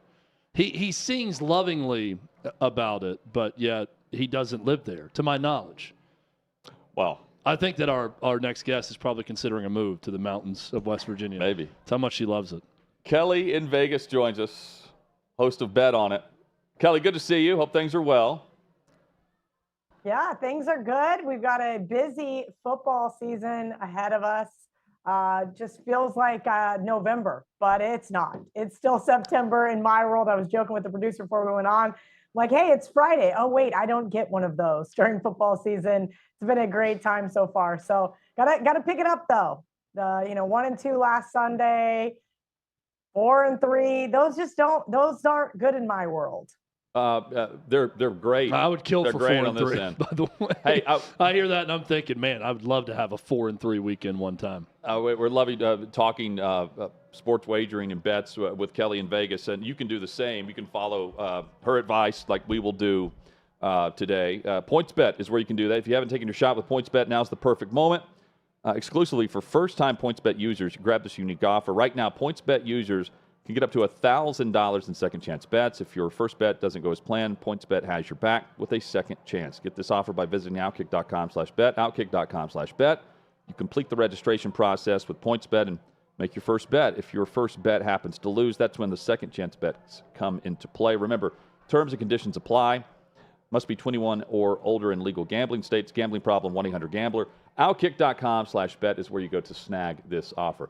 Chad and I each have a play that we're very confident in. We're going to get your take. You pick one, you hate one.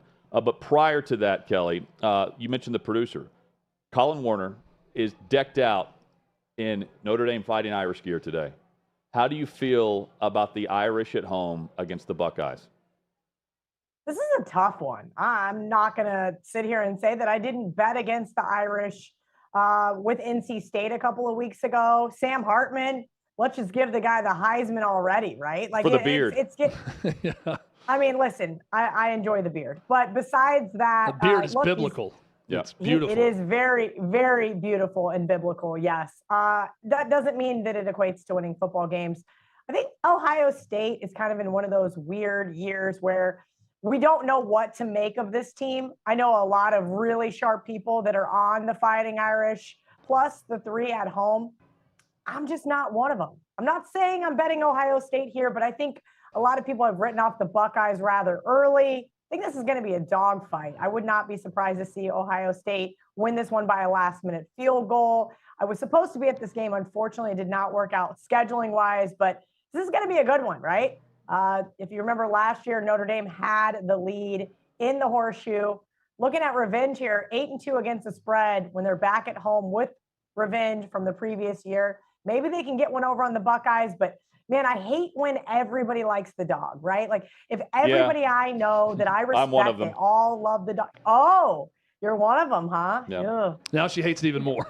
that's one other person that loves it also. No. It's still a game that I'm not going to be getting involved in. You guys have to remember some of these big marquee games, the bookmakers spend a lot more time on. And so sometimes they get brushed to the wayside with me because there's no line value, there's no situation, there's no real data for me to want to get involved. That's a great point. While I do like Notre Dame, I'm not using that pick as my confidence pick this week. I'm taking the Titans +3 on the road. I'm confident enough to take the money line against the Browns.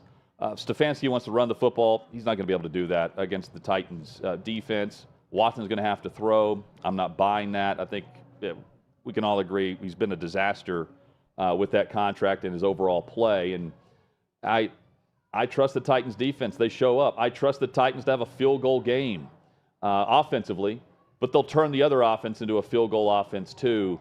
And I'll take the 3 on the road with total confidence that I'm winning this. Kelly, I'm going A&M -8 at home over Auburn. Auburn with 7 turnovers in the last 2 weeks. They're barely surviving with that. A&M, they've got the passing offense going finally. They had a slew of turnovers in the second half against Miami. I think they figure it out. I think year 1 for Hugh Freeze, this team is not that good. I think they find that out on Saturday at A&M. I'm going A&M -8. Your thoughts? You hate both? I don't hate both, but unfortunately for Chad, we are head-to-head, and that's never good for him, usually. No. That's not gone well so far. This is the tough thing. Let's go back to Titans-Browns first. Okay. I have no real big opinion there. Love Mike Vrabel, especially as an underdog. Ryan Tannehill, we know our good friend Clay Travis loves to bash him, and rightfully so. We get good Ryan every once in a while, but most of the time, my goodness. You watched that Chargers game last week. Brandon Staley, it just makes bonehead mistakes, right? I have to feel for Justin Herbert. I'm not saying the Titans win was a fluke. I'm just saying there's a little asterisk there, at least as far as my handicap goes, right? What are we going to see from DeAndre Hopkins? Is he finally going to do something for this team? On the flip side, you got the Browns off a really ugly loss, 2 defensive touchdowns for the Steelers. Kind of a little fluky final score there, if you will. What are we getting from Deshaun Watson? Did they pay this guy way too much money? Probably. Will Kareem Hunt see the field? Sounds like it. We're going to see here. This is a tough one. But on the flip side, sorry, Chad, what do you want me to do? No, tell me why I'm wrong. Tell me why I'm wrong, Kelly. I gave my case. You give your case, which will be spelled out much better than mine. Go ahead. Speaking of being overpaid, Jimbo Fisher, my goodness, no man. doubt about that. What are we doing here? You mentioned that Miami game, and the difference maker in that game was turnovers. We look at what the Auburn Tigers have done to start the season. They have 7 turnovers, and I think that if they can capitalize on those, they can win at Kyle Field. Hugh Freeze, you know why I like him? He's like the new Bill Snyder. He is a monster in the underdog role, 28-11 against the spread. And those are the kinds of spots I want to see here. Look, it's an early kick, right? Yep. These early kicks can be kind of weird, especially in SEC country. I wouldn't be surprised to see this one under a touchdown final here. And for me, I, of course, have to sprinkle a little bit on that Auburn Tigers money line. Won 9 of the last 10 in College Station. Yeah, different coaches, different quarterbacks, but sometimes seeing teams that own one another make me smile. And it just gives me that extra little nudge to say, all right, I think this is worth the money line shot here. You got a couple of games tonight that you like, Kelly, starting with Wisconsin on the road, I believe, at Purdue, -6.5. Or I'm sorry, yes, -6.5 in that game. Yeah, it's going to be interesting here. And this was not my play, so I don't want to take credit for it. I saw a couple of guys I really respect, and I thought, you know what? It's Friday. We're all looking for a little bit of action. Let's see what we've got here. Purdue, man, God, it was fun. Purdue as an underdog was so much fun there for a couple of years. And unfortunately, it looks like that ship has sailed. Covered just one of their last 5 games. They haven't covered a game at home dating back to September of last year. They're 0-9 against the spread when playing at home against Wisconsin. Wisconsin just owns this team's number. Now, I know Wisconsin was riddled with injuries, a lot of question marks for this team headed into tonight, but I do expect to see the Badgers, go in there, play that old school smash mouth football, kind of look towards the under in this one. While I can't bet both, for at least for me personally, I do think Luke Fickell's defense is going to step up here. I like the 6.5. Came up from the opening number of 5. That means people far smarter than myself like this one as well. So you're not taking the home dog in that, but you are taking the home dog with San Diego State plus 6.5 against Boise. This is where you and Chad absolutely agree. This is one that I was pointing to early this week, and I'm glad that you're playing this one, Kelly. Yeah, I got a lot of flack on some of my shows earlier in this week for playing San Diego State because why? They've only scored 19 points in their last 2 games. Who wants to back an ugly underdog like that? And then you've got Boise State. They ended up losing in an absolute fist fight against UCF. And then last week beat the crap out of some FCS school from North Dakota. So let's not overreact to that. I think this Boise State team, while albeit has been frustrating this first 2 games, this is their chance to redeem themselves here at home. I expect a big fight from them. Now, are they going to win this game outright? That's where I got a little iffy on them. Boise State just 2-6 in their last 8 games in San Diego. I think San Diego State keeps it within a touchdown here tonight. And unfortunately, I did not get to the window with them on the money line. I tried, you guys. I thought, okay, can they win this game outright? And I don't know. I hope I'm wrong. How about that? Kelly, I hope I'm regretting no money line bets. Kelly in Vegas with us, host of Bet On It. She does not bet parlays, but she does give us advice to lose our money potentially. She's got some winners here though, and we do this in honor of KoKo, the KoKo parlay, Kelly's dog. Hey, you've got 3 games here, and you're taking the points in all 3 for the parlay that Chad and I will play. Yeah, we're going to actually take the money line in all 3. Okay. Pays about 35-1 this week. One of them we already gave out, Auburn. Just so happened to be that Chad and I were head-to-head on that one. The next one, Memphis. Boy, I'm going to sound like sour grapes here as a K-State fan, but Missouri, congratulations to them. 61-yard SEC record-breaking field goal as time expires versus Kansas State. And that team won their Super Bowl. Boy, did they party hard in Columbia. Yeah. Everybody rushed the field. Now they have to go to, St. Louis, an hour and a half away. Remember, this game was supposed to be played in Memphis, right? And they said no dice, either neutral field or we want out. Memphis isn't going to forget that. They also start conference play next week. Unfortunately, though, it is against Vandy. Otherwise, I would have been a little bit more confident in this play. Missouri, I have not been impressed by them, including that win over Kansas State. Their last 2 wins by a touchdown or less. Them as an underdog, one thing. Them as a favorite, completely different. That injury list is deep, including Brady Cook, if you guys remember. Their quarterback got booed last week at home. Yep. That's a tough thing to deal with. Even Coach Drink had some things to say about that. You've got Memphis, who played last Thursday versus Navy. I think that's worth the sprinkle here with the rest advantage plus 195. I did take the plus 6.5. I think it might even be 6 pretty much around the marketplace now. Let's go rapid fire. We've got 2 minutes left exactly. And so we'll be brief on all these. You're not playing this game. Ole Miss, Bama. If you were playing it, how would you play it?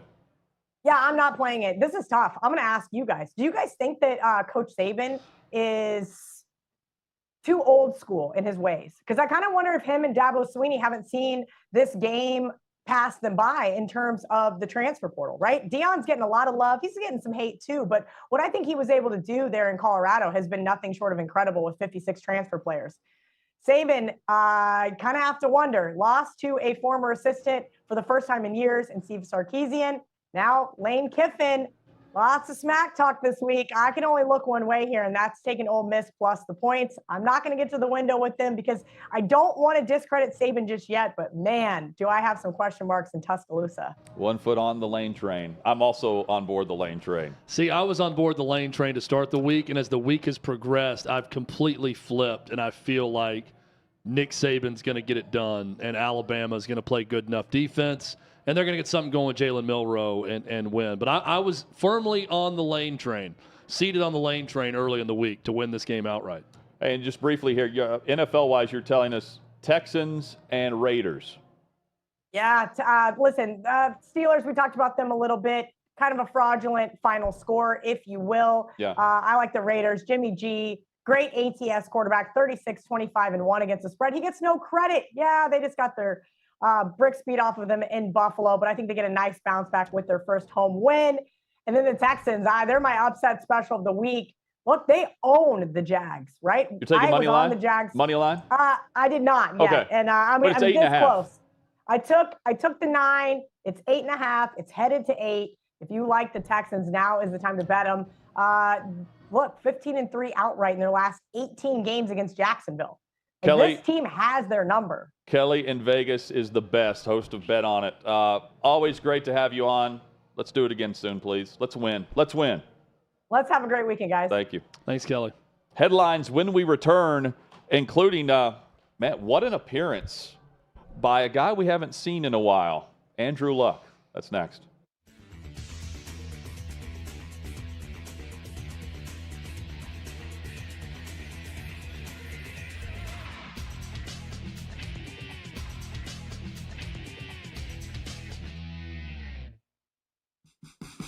What you're experiencing is the bold taste of a Southern legend. Old Smoky Moonshine and Whiskey, authentic Tennessee mountain-style spirits.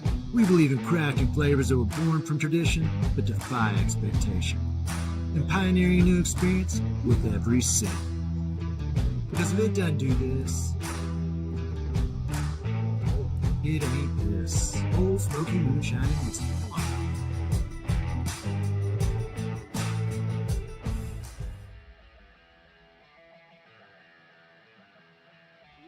Welcome into OutKick the show. I am Clay Travis, your fearless leader. I am going to continue to argue that sports is one of the great unifying forces in all of American life. ESPN is a sinking ship. Democrats are now the party of the white, woke college graduate.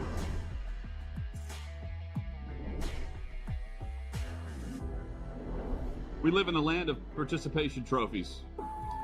You gotta lean into the turns. You really gotta lean into the turns. When Leah Thomas walked in that first day, it got silent, and every girl was uncomfortable. Very difficult to go back-to-back years in the NFL with the number 1 overall pick. Is it fair for people to be upset with Barbie? I've been out of LA long enough to have forgotten that libs, no matter how ridiculous the scenario, are gonna live. Another week of inflation, another week with Biden with COVID, and another set of losers to crown. People don't watch the WNBA on TV, in person, on a plane, on a train, on a bus, or on purpose. I mean, what have you seen firsthand of how this has affected you in the plant and your fellow employees? Under Joe Biden, the Taliban has retaken Afghanistan. Putin has invaded Ukraine. So if there was ever a time for freaking aliens to inhabit and conquer Earth, now would be that time. We've seen coaches throw water bottles. We've seen coaches act like idiots. We've seen coaches slap other coaches. But I think if you're involved in carjacking, you're inherently a rotten human. The level of stupid that sometimes gets on our YouTube chat just gives me a headache. You're born a male, play with males. You're born a female, play with females. Don't at me about it. The American people are being cheated. We, ladies and gentlemen, are being cheated. There's no doubt in my mind he could have caught the ball in his back pocket if he'd been running. Blowing a lead and losing a game is 100 times more lasting and painful in some clubhouses than losing the game 15-0. If I had to start a list in the last 10 years of horrible underachievers, he's at the top. We were directly impacted by the whole Leah Thomas thing, and we were able to see you guys on the ground with your signs supporting. That was huge. They were saying, oh, it's only 1 or 2. That's rubbish, and we all know that's rubbish. Once those trans-identifying males were able to succeed, it just encouraged others.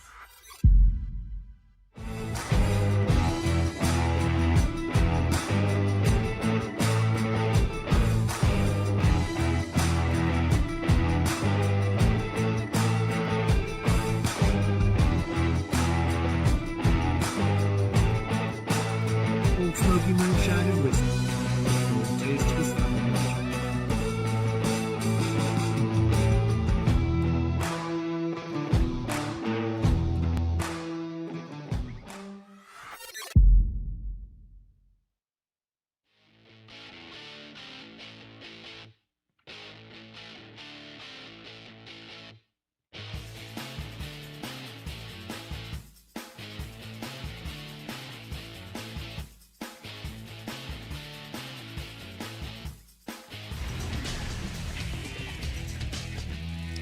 Just like that, the final hours here on this Friday edition of Hot Mic with Hutton and Withrow. So close, Hutton. We're so close to the weekend. Everyone tuned in. You're close as well.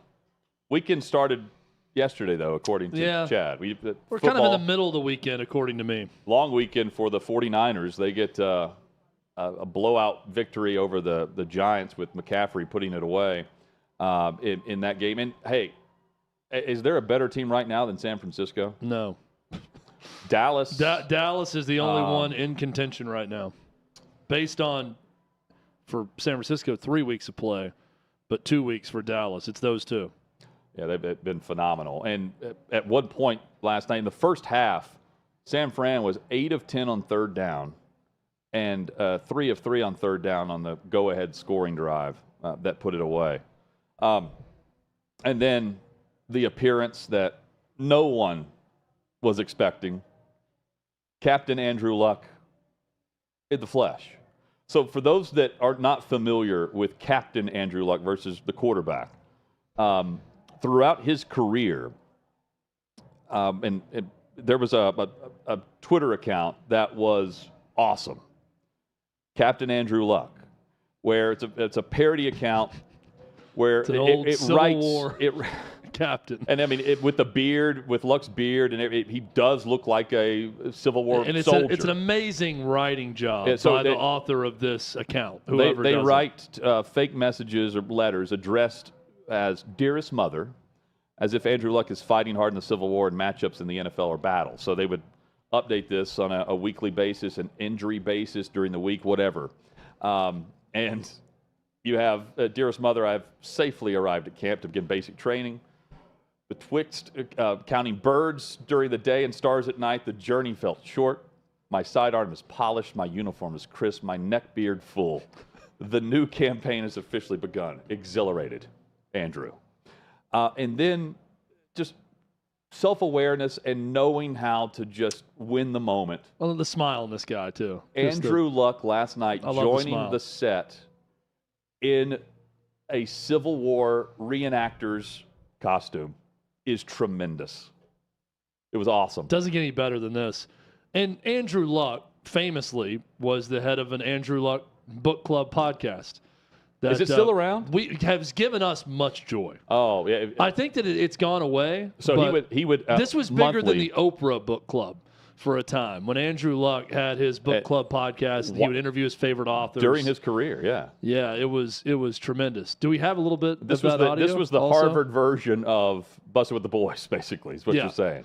Yeah, this was the literate version of Busting with the Boys. Yes, exactly what it is. So we've got some just sound bites of Andrew Luck, which is hilarious because Chad has a great Luck impression. We have not done this in it's been several years. It's probably been 3 or 4 years since I've done the Luck since impression. He retired. And it's the last time we attempted it.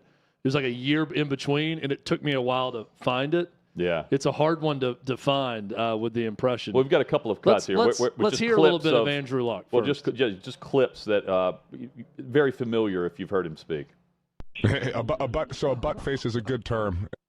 Yeah, well, look, I mean, obviously, you go into a place like Stanford, and you're going to really go into the classics first. That's what you're going to read to begin with. But I'm a big fan of the works of Stephen Ambrose and other historical authors. I'd love to get him on this podcast at some point. Is he alive? I'm not even sure. I'd love to get him on. Chad's hand mannerisms is what makes this the gesture. See, to get the Luck impression down, you really have to go like into the throat. Yeah, as you speak, and it's kind of a little gravel to it. It's kind of Butthead, but also it is. It's a little bit of Beavis and Butthead, and you guys it's gravel mixed with like marbles in your mouth a little bit.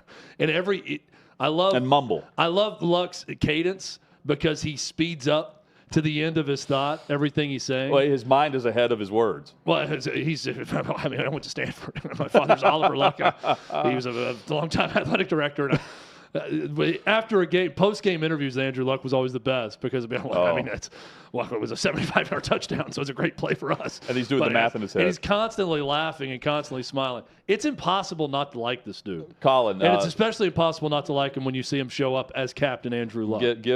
Full costume. Give Chad another example. Sir, I don't think I want to turn people off. The laugh. You don't want to turn people off with the works of fiction that you're going to be reviewing in the book club. I like the works of John Steinbeck. I go way back. But look, if you just want to, if you really just want to blow people away, then go read a sonnet from William Shakespeare. I mean, my goodness. What it's about just Undaunted Courage, which we're both reading? Undaunted Courage. I mean, what Meriwether Lewis did was just incredible. The guy was the personal secretary of Thomas Jefferson. Don't get into Thomas Jefferson's personal life. We don't want to do that.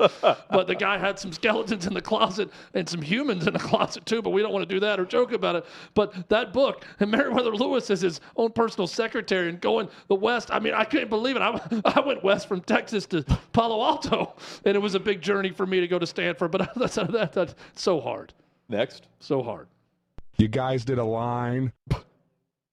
I don't even know where to go with that. You guys did a line. Reading a line. A line. So it's the gift that keeps on giving. We will check back into the Andrew Book Club podcast. I think I kind of got it back during that time. It's good. I also did Chad. this impression. I want everybody to keep this in mind. That Hutton put me up to this in front of Oliver Luck, which was a brilliant move. I set up Oliver Luck by Hutton. We had Oliver Luck at the Super Bowl when this was like the old XFL. Yeah. That he was in charge of. Yeah. Remember, he ended up having to sue Vince McMahon over it. Yes, you're right. I mean, look, we didn't. Now he's over the Pac-12. We didn't see a dime of that money from Vince McMahon, but it was all about honor for my father, and he got that. The battle complete. But Hutton said, talking about putting someone on the spot. Oliver Luck, accomplished gentleman, Oliver Luck. Yeah. A guy who's been athletic director, NFL quarterback, has done a little bit of everything throughout his career, and a man of academia, one would say, much like Andrew Luck. Hutton asked me to do my Oliver Luck my Andrew Luck impression to Oliver Luck. He's got a great impression of Andrew. You want to hear it? He's like, sure. And then he just blank stared you down. I mean, he was not impressed at all. I did it, and he just kind of stares. He was like, oh, it's okay. Okay. Yeah, he's like, it's all right. But I don't think Oliver would ever be caught in the reenactor's Civil War uniform either. No. The way Andrew did. I love that he did that. I think Andrew would like the impression more than Oliver liked the impression. How random, too. It's so great that he had fun with that and did it. I mean, I love the guy's demeanor. Always have. He just seems like someone that has a zest for information and he's like coaching high school football right now, I believe. Yeah, it's incredible. Doing something involving that. I thought he also seemed like the type that would never.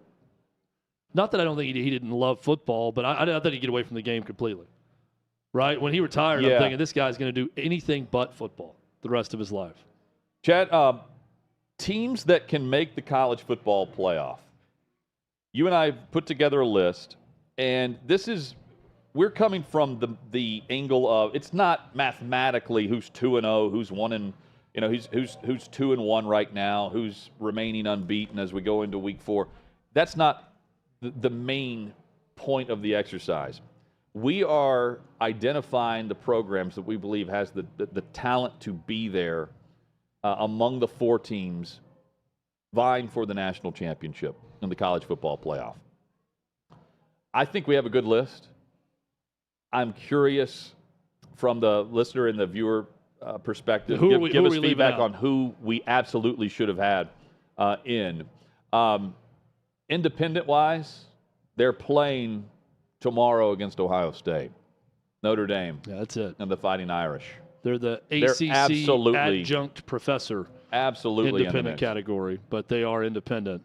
Yeah, Notre Dame is the one. I am really curious as I'm looking at the YouTube chat right now.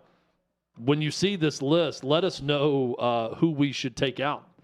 If there's anyone that you see on the list that you say, nope, they don't have a chance. I'll now explain, because there's one team coming up in the ACC that my vote was for, and I'll explain in a moment. But here from the ACC, Florida State, and I also put in UNC. You put in North Carolina, and that's in large part because of Drake May at quarterback. Well, it's right? Drake May, but I'm also looking at it from this perspective. We probably should have Clemson in here. Well, that's what I was about to say. I'll get into my top games coming up in the next segment, but that's, to me, the most intriguing game of the weekend. And Florida State's only a 1.5-point favorite at Clemson. So if Clemson wins, they're squarely in the mix to be the ACC champion and be in the playoffs. So here's why North Carolina. and Clemson should be there. Drake May, yes, but the landscape right now. I have a feeling that the Pac-12 is going to beat up on each other, and you may have a Pac-12 champ who could have 2 losses. Right? We've never seen a 2-loss team get into the 14 playoff. The same could be said in the SEC. And if you start looking around, Texas and the Big Ten, we know Michigan or Ohio State will have a loss. Penn State is, of course, in the mix as well. You could be looking at an ACC champ with the second best anointed quarterback in college football in the preseason eyeing a berth into the college football playoff. I thought they deserved to be there where we are in the season now and the landscape we're looking at. Do you agree? Yeah. The hypothetical here. I don't think that if we're making the list, they're at the bottom. Yeah. But no, they need to be mentioned. I'm good with this. Okay. I'm good with these two. I would say the possible addition of Clemson on this list, but I'm good with these two now. The other one I thought about was Miami. I just don't think they're there yet. Yeah. So I'm good with these two. And a lot of Miami is the perception I have of A&M. Yeah. Right. That's no fault. Which of Miami. will change, good or Sure. bad, as the year goes on, just like with all these teams. Chad, for the Big Ten. Big Ten, it's the obvious. We're going to go Ohio State, Michigan, Penn State. The question is, can Penn State make this a Big 3 and not a Big 2 that we've seen in years past? I think this is the year they can. They are crazy efficient, and they can pound the rock. In time of possession, I'll get into some stats when we talk about their game a little bit later. They have been terrific with that. Nick Singleton is one of the best running backs in the country. Drew Aller's off to a great start. Defense is really good. Those are the 3 teams I could see. And Aller's already gone on the road and won in the conference. Yep. You know, that's a telling sign that they're consistent enough to not just overlook. And I don't think they were doing that in the past. They didn't have the playmaker to make the 30-11 final score or whatever it was. Yeah. They do in this guy. And Ohio State's looking at the same issue at quarterback. Not inexperience, I'm saying. Aller can certainly step up and grab the brass ring. From the Big 12. But I don't see anyone else I'm even considering in the Big Ten. No, me either. Texas. Did you include anyone else from the Big 12, Chad? I thought about Oklahoma, if I'm talking about who I'm considering.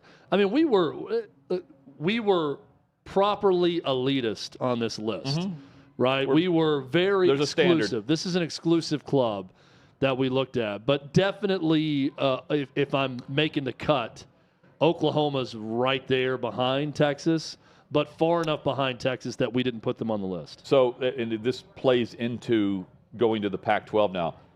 I initially list Texas and Washington. Those are the first 2 teams I wrote down. How about you?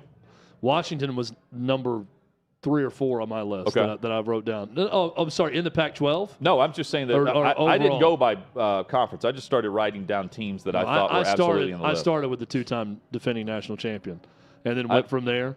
But Washington was 3rd nationally on my list. Okay, so Texas in the Big 12, Pac-12, of course, Washington, and Oregon, USC, Utah.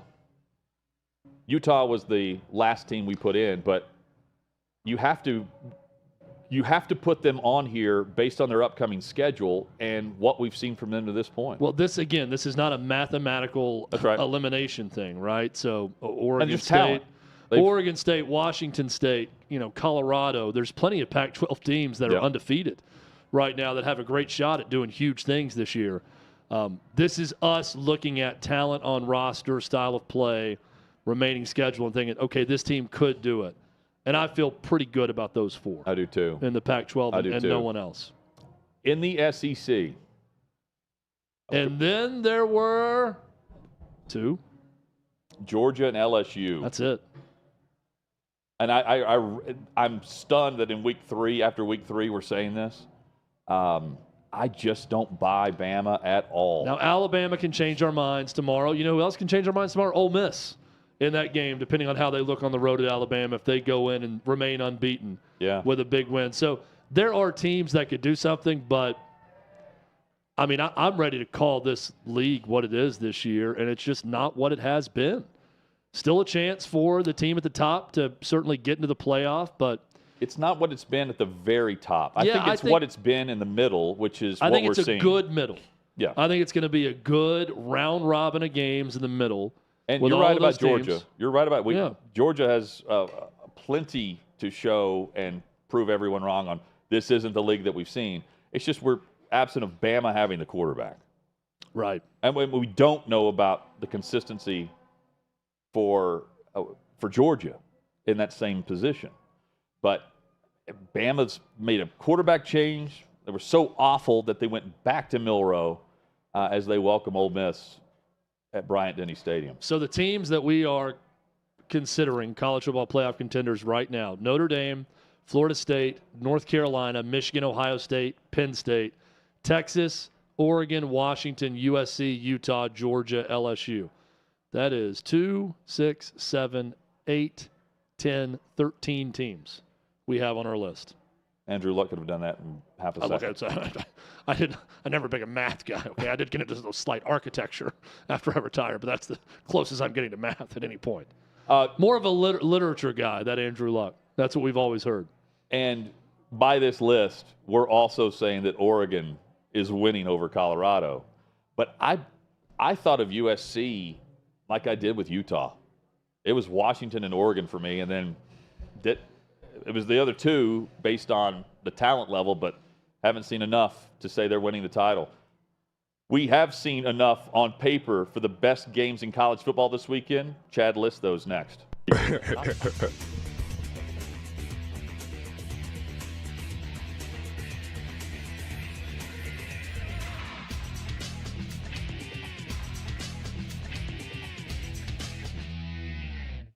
I'm here at the Big Machine Music City Grand Prix, but that's not the only big race that's on people's minds. Let's go talk about it. There's no way Biden can win again. There's just no way. Even the people that voted for him because they didn't like Trump, now at least have to see like senile, not all there. Probably won't be alive for 4 more years. Are you a Trump guy? Or are you a DeSantis guy? Or someone else? I don't like any of them. Who's your dream candidate? Who would you want to run? Myself. I think the best candidates probably are smart enough not to run. I just hope there's somebody that's young enough to care about the country instead of their politics. My fear is they get Gavin Newsom from California. And I think it would be the new cool vote for the younger people, and that's what I don't like. Who do you think on the Republican side would be able to take on Gavin Newsom? Great question. As a Republican registered, I love what Trump's body of work did, but they're just out to get him and destroy him, and we won't get things done, which is crappy for me to say. I thought DeSantis was going to be the guy. Trump only has 4 years left. He cannot fix everything that just happened in 4 years. And he's going to be battling indictments and all these false stuff for the next 4 years. We won't get anything done. And it'll just be the stalemate in America. That's why I almost don't want him in. But if he is the leading candidate, that's who I'm going to vote for. Is there any Democrat that you would vote for, consider voting for? Absolutely not. What about RFK Jr.? No. Who should our first female president be? Michelle Obama, of course. Okay. Yeah. I'm going to go with Harambe 2024. We have the 2024 presidential race coming up, and I wanted to see who you thought your favorite TV characters would vote for. Homer Simpson, like who do you think he would vote for? Donald Trump, all the way. Vito Corleone. Whoa. Whoever advances the cause of the Corleone family. Yeah. Tony Soprano. If Tony Soprano is voting in the 2024 election, who do you think he's voting for? I'm going to go Ron DeSantis. Okay, why do you think that? Just seems like a Ron DeSantis kind of guy. Is this a meatball joke that you're trying to make right now? What about Homer Simpson? Homer would vote for Biden because he's a dope. Who do you think Napoleon Dynamite would vote for? That's a good question. I actually don't know. There's a right answer here. He's voting for himself or Pedro. There's a Viking show, I think. Okay. Maybe that's Hulu. I don't know. So in the Viking show, whatever the main character is, who do you think they would vote for in 2024? Probably a goat or a dog. I think we have one of those in office right now. So who do you think Jon Snow would vote for in this upcoming election? I'm going to say Donald J. Trump. Why do you think so? because Game of Thrones is all about drama, and Trump comes with the drama, baby. Would you vote for Trump from jail? Yeah, probably. Yeah, probably. Because at that point, what else do you have to lose? Okay, would you vote for Trump from a jail cell? Yeah, baby, I will get Trump out of jail. Would you vote for Trump in jail? Oh, yeah. Based as The thing that Trump needs to remember is there's another political figure that said, I don't recall very well. Yeah. And that's all he's got to say. Is there like a dream candidate, someone that you think could like save us all?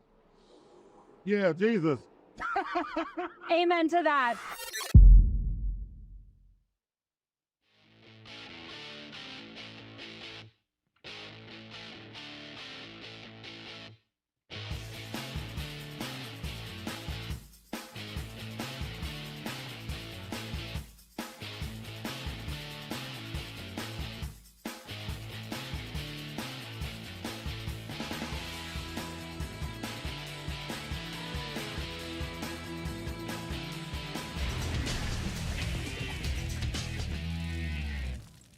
The weekend upon us. So close. 6 games featuring ranked opponents and matchups. Phenomenal weekend at the top of the college football slate. Glad you're with us. Hot Mike with Hutton and Withrow rolls on across the OutKick network. Chad, we're pretty certain, and you've already said this earlier in the show, it's an obvious number 1 choice this week, but we start at number 10. And we count down. That's an excellent point, Hutton. We start at number 10. We start at number 10, and we count down. We start where there could be some surprises on the list at number 10. It is time for Chad Withrow's top 10 games of the college football weekend. Need more reasons to watch college football? It's time to bang some hats. Yes, it is. Chad Withrow's must-see games this weekend. Now, I know why it threw you, Damn because right. last week we didn't have the intro. Yeah. And now we do. Well, last week what threw me off was the music. Right. It was the NFL That's music. what I'm saying. And I was We like, didn't wait a have the minute. intro. I was like, should Hutton be talking? I almost handed over my sheet to you. I was like, I'd rather hear Hutton's voice. One big do thing this on every than college my own. game this week. It is time to bang some hats, by the way. The football is here. The weekend is here. We're already in the middle of it. It started on Thursday. Can you give us number 11? Number 11. I'm yeah, curious. I can actually. Let me give you the ones that didn't make the cut. First game out. Oklahoma at Cincinnati. Okay. BYU at Kansas. Okay. Mississippi State at South Carolina. Okay, I'm surprised about I would Oklahoma say that's- Cincinnati because it's Cincinnati in the Big 12 at home against the Sooners. That's game 11, 12, 13, I'll say, okay? Shall we get into the top 10 now? I haven't thought about Cincinnati since Sauce Gardner. Yeah. Or And Fickle. Luke Fickle. Yeah. What's he left? Game number 10, alphabet soup game. Yeah. SMU at TCU. Big battle in the Lone Star State. TCU, 6.5-point favorite. This game is at 11 a.m. Central Time on FS1. I'm betting our guy Tim Brando is on the call this game, but I'm not Timmy B. positive. But Timmy B is probably on the call this one. 2 high-octane offenses. Chandler Morris for TCU. Good passing numbers. Good rushing numbers also. Had that tough loss to Colorado to open the year, but loss doesn't look quite as bad right now against Colorado. And then Preston Stone is putting up good numbers for SMU so far. Big rivalry game in that Dallas Metroplex area, Dallas-Fort Worth. SMU at TCU, game number 10. Game number 9, Hutton. Oh, by the way, SMU rolls $100 million is what they came up with. Let's go. Just, That's a flex. Slush fund. Yep. They said, we just have this lying around in our couch cushions. You want $100 million to keep us afloat in the ACC? We got it here at SMU. The Pony Express ×2 is back, baby. And now think about what they have left to give. Whatever they want. Yeah. The Republic of Oman, I think, is one of their benefactors.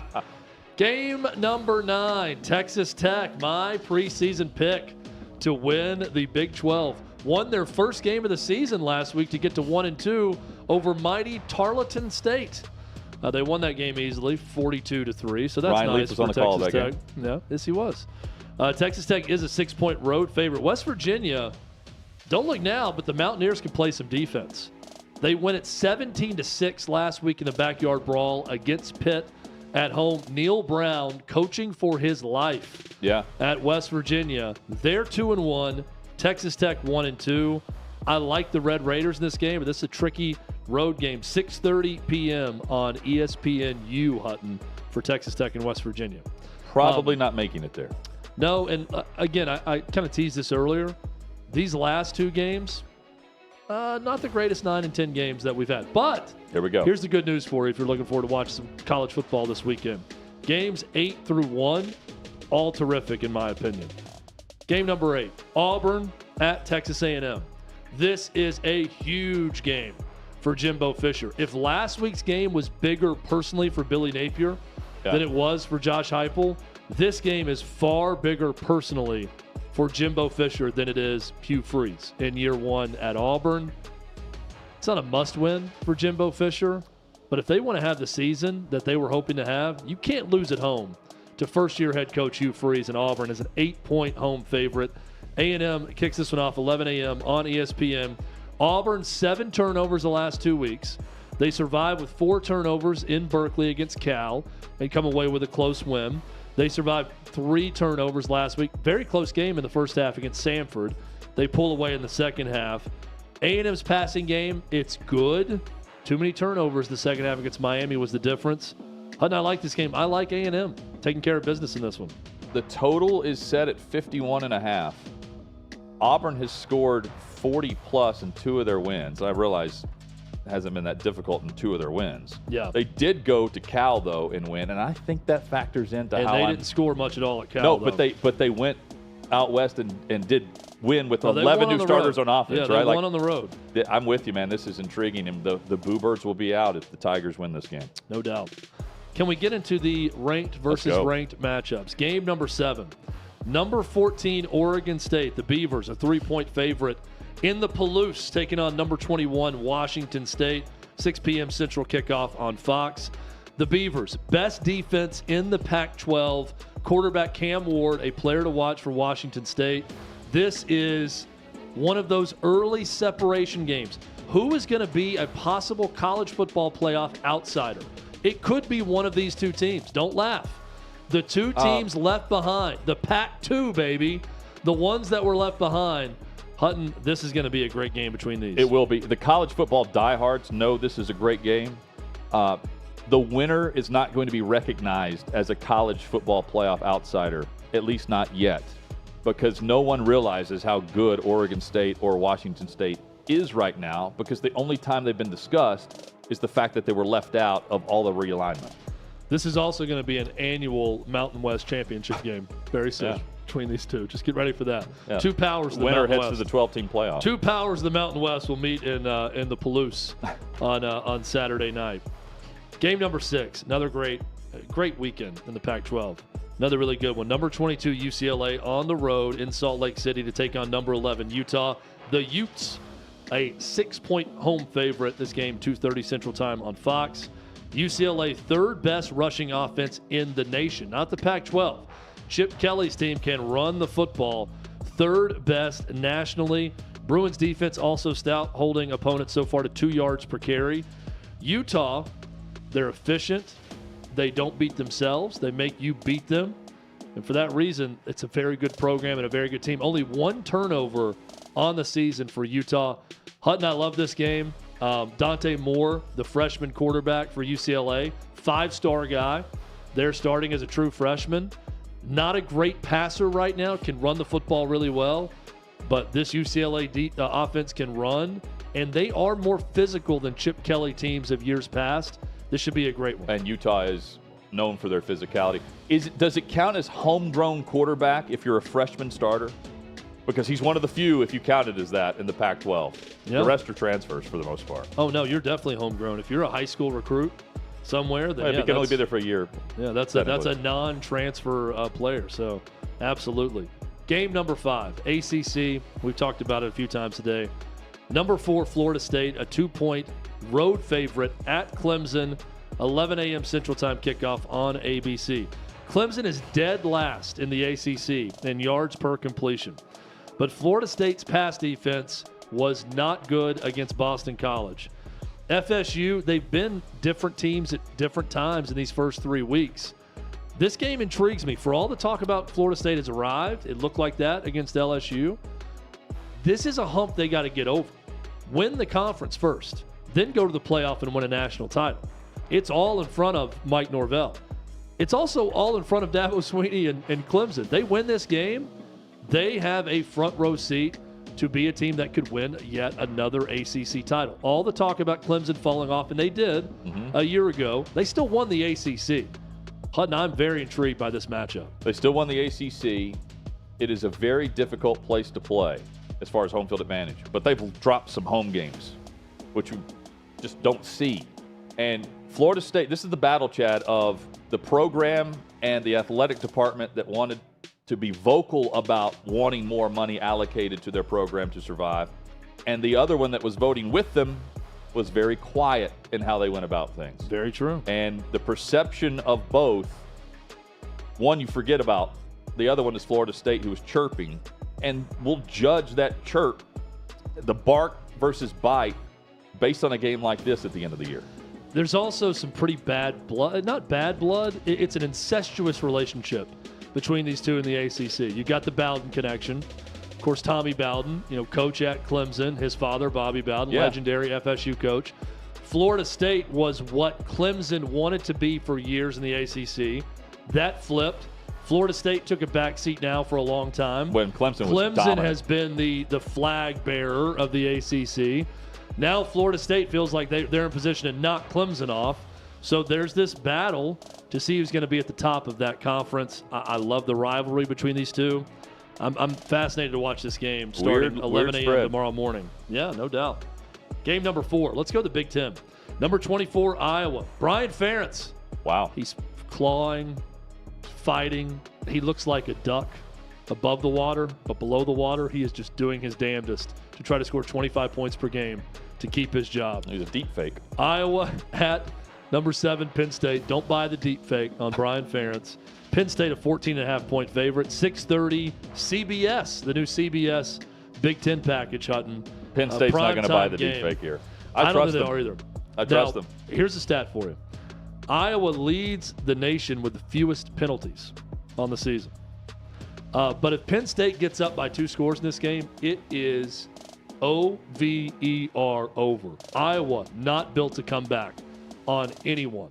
If they're up 2 scores, they can put this one to bed, and I think that's what Penn State does in this game. Yeah, there's a confidence level right now with the Nittany Lions, and this is the year where they're going to sneak up on the national perception of them being 3rd, and they're going to prove it here with Iowa, who's been in that conference championship game and known for playing in that game against Michigan or Ohio State. Matt hated hearing that about his Iowa Hawkeyes, but hey, they made the list at number 4, so good for them.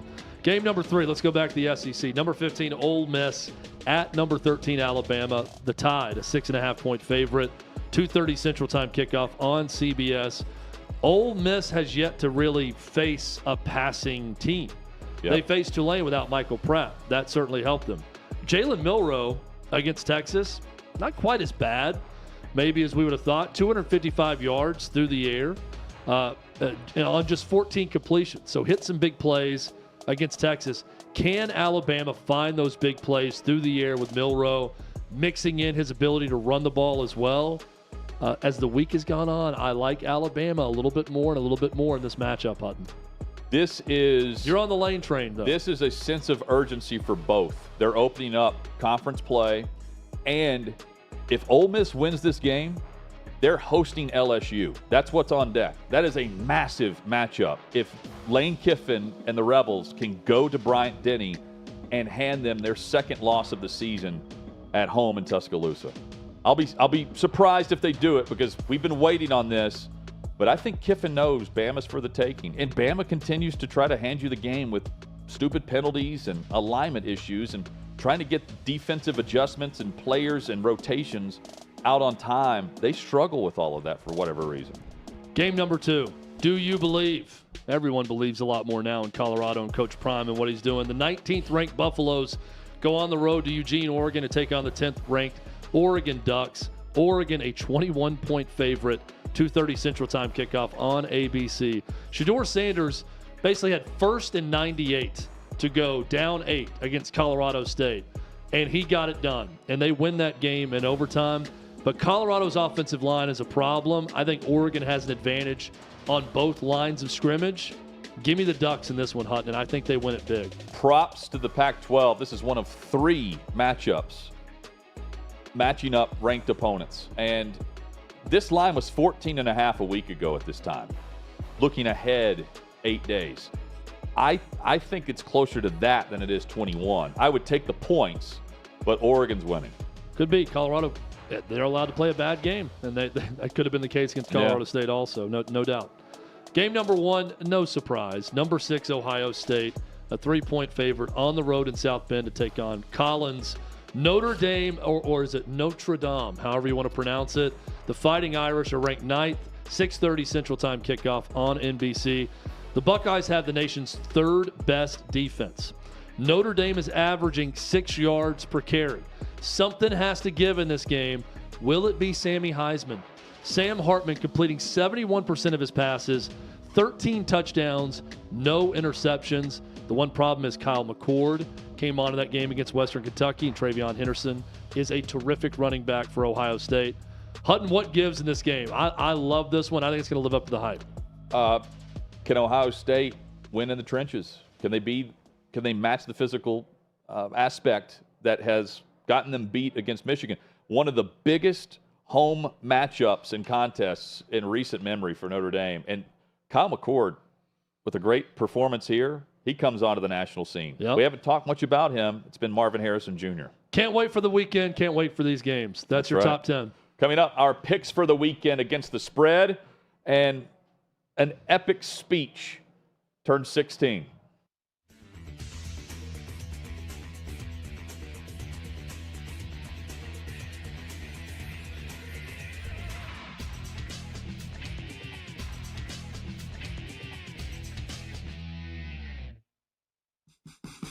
What you're experiencing is the bold taste of a Southern legend. Old Smoky Moonshine and Whiskey, authentic Tennessee mountain-style spirits. We believe in crafting flavors that were born from tradition but defy expectation, and pioneering a new experience with every sip. Because if it doesn't do this, it ain't this. Old Smoky Moonshine and Whiskey.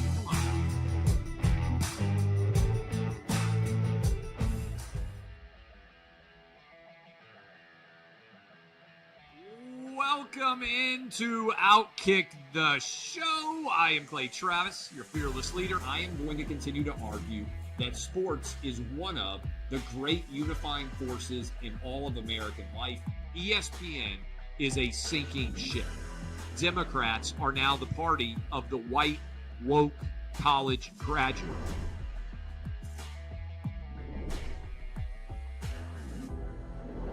We live in a land of participation trophies. You gotta lean into the turns. You really gotta lean into the turns. When Leah Thomas walked in that first day, it got silent, and every girl was uncomfortable. Very difficult to go back-to-back years in the NFL with the number 1 overall pick. Is it fair for people to be upset with Barbie? I've been out of LA long enough to have forgotten that libs, no matter how ridiculous the scenario, are gonna live. Another week of inflation, another week with Biden with COVID, and another set of losers to crown. People don't watch the WNBA on TV, in person, on a plane, on a train, on a bus, or on purpose. I mean, what have you seen firsthand of how this has affected you in the plant and your fellow employees? Under Joe Biden, the Taliban has retaken Afghanistan. Putin has invaded Ukraine. So if there was ever a time for freaking aliens to inhabit and conquer Earth, now would be that time. We've seen coaches throw water bottles. We've seen coaches act like idiots. We've seen coaches slap other coaches. But I think if you're involved in carjacking, you're inherently a rotten human. The level of stupid that sometimes gets on our YouTube chat just gives me a headache. You're born a male, play with males. You're born a female, play with females. Don't at me about it. The American people are being cheated. We, ladies and gentlemen, are being cheated. There's no doubt in my mind he could have caught the ball in his back pocket if he'd been running. Blowing a lead and losing a game is 100 times more lasting and painful in some clubhouses than losing the game 15-0. If I had to start a list in the last 10 years of horrible underachievers, he's at the top. We were directly impacted by the whole Leah Thomas thing, and we were able to see you guys on the ground with your signs supporting. That was huge. They were saying, oh, it's only 1 or 2. That's rubbish, and we all know that's rubbish. Once those trans-identifying males were able to succeed, it just encouraged others.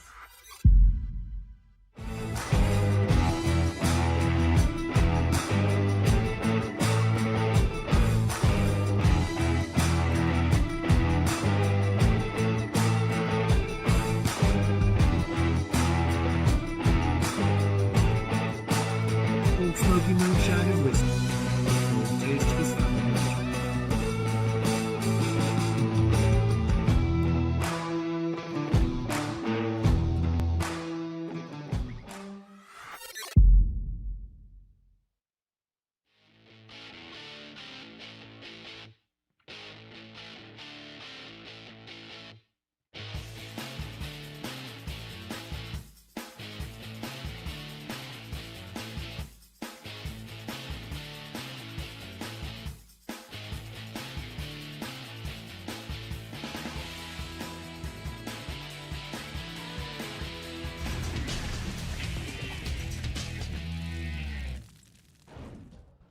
Sixth and Peabody, our location with Yeehaw Beer and Old Smoky Moonshine. How's the chat, Chad? That's great. Yeah. Chat's been on fire all day. You can find that on YouTube. You can find some great offers with PointsBet and more, OutKick.com/bet. Final thoughts going into the weekend. A lot of college matchups we can break down. We've got wrong team favored in just a moment. But we start with our NFL Moneymaker Lock of the weekend. I'll kick it off, and I'm going exactly with the pick that I had with Kelly in Vegas. Titans taking the points on the road in Cleveland. This is an ugly game. I mean, they take the under, too, if you want here.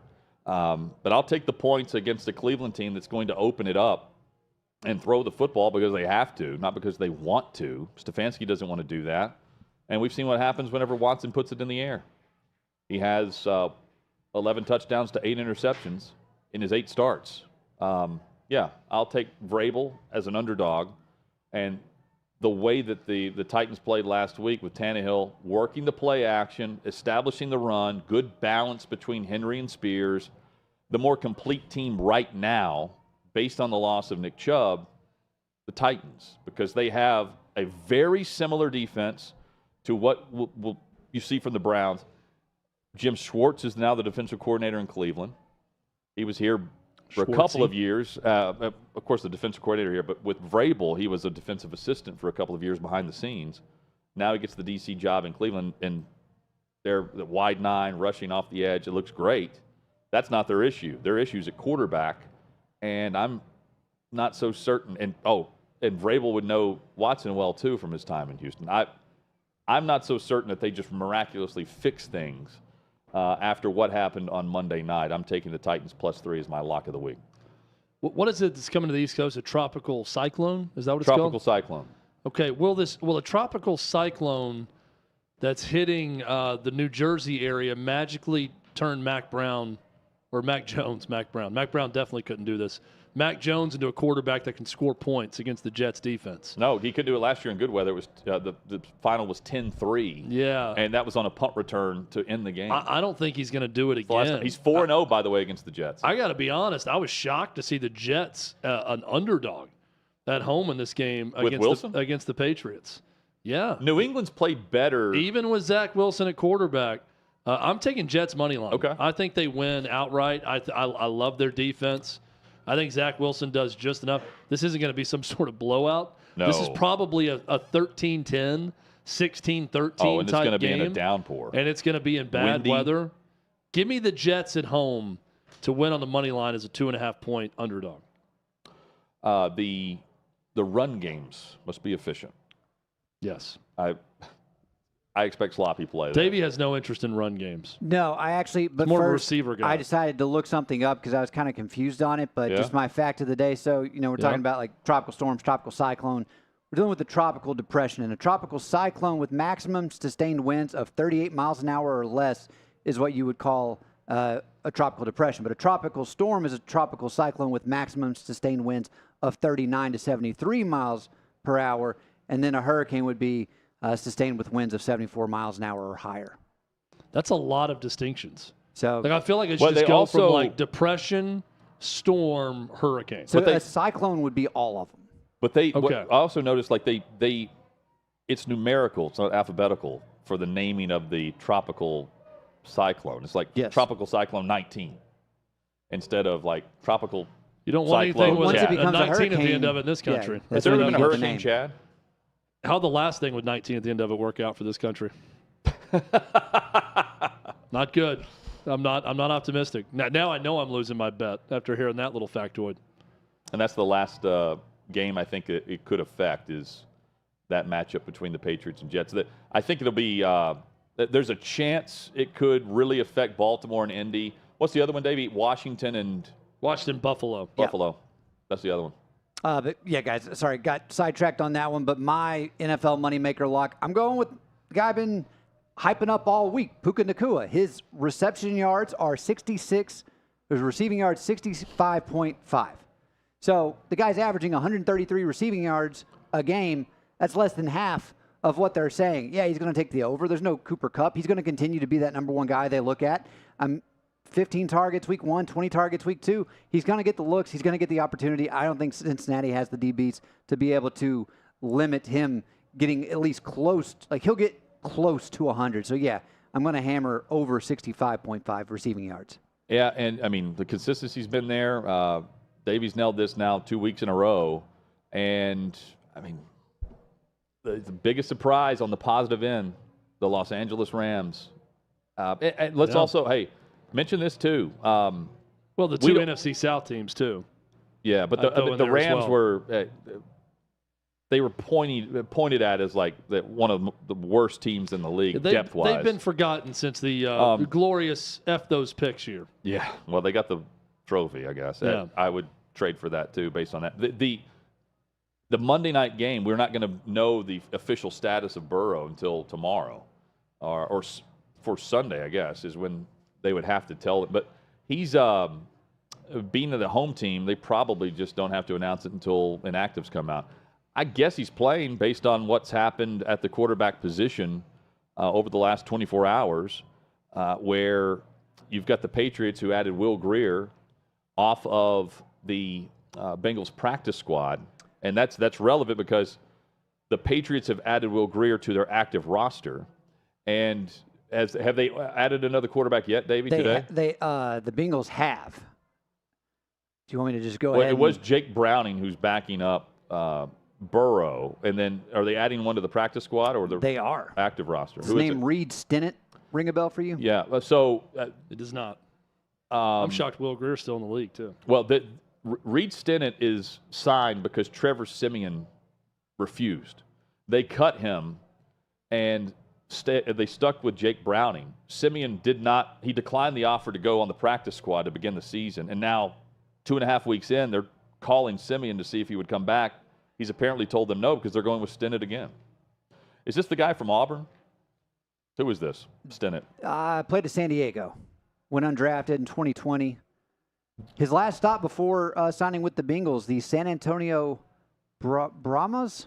The XFL. Do you know? Yeah, the Brahma Bull, the Rock. Do you know who once coached at San Diego, University of San Diego, the Toreros? None other than one Jim Harbaugh. That was his first head coaching gig after the NFL. San Diego. He was at San Diego, and then Stanford, and then the 49ers, and the rest is history. I take this as Burrow's playing. I mean, probably. Pro Football Doc told us, like, 1 week isn't going to help. There are a lot of people clamoring to shut him down for a week. They've got the Titans next week. 0-3 could be a real possibility, though, even with Burrow, because he can't move. Short week coming into Nashville. Yes. Yep. Stinnett redshirted his true freshman season. He spent the next 3 seasons as a backup. He became the all-time leading passer in the Pioneer Football League. Oh, good to know. There you go. Good luck to the young man. Hang the banner. That's right. OutKick.com/bet is where you can join us on these. Wrong team favored. Wrong team favored. Chad, would you like to kick things off? Yeah, I'll start it. I started the week gung-ho about Ole Miss going to Tuscaloosa and pulling off the upset. Not feeling it. Got to be honest. Not seeing it happening. I think Nick Saban in Alabama is going to get it done at home. So I'm pulling the old switcheroo. I'm going San Diego theme this whole time. A lot of Chargers talk too, even though they're not in San Diego anymore. San Diego State +7 is what I'm going with on this one.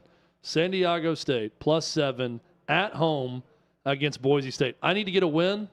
I am winless on the season. Both of you guys have already won. Both of you guys have won. Congratulations. You've won a game. I had last week I went with UNLV.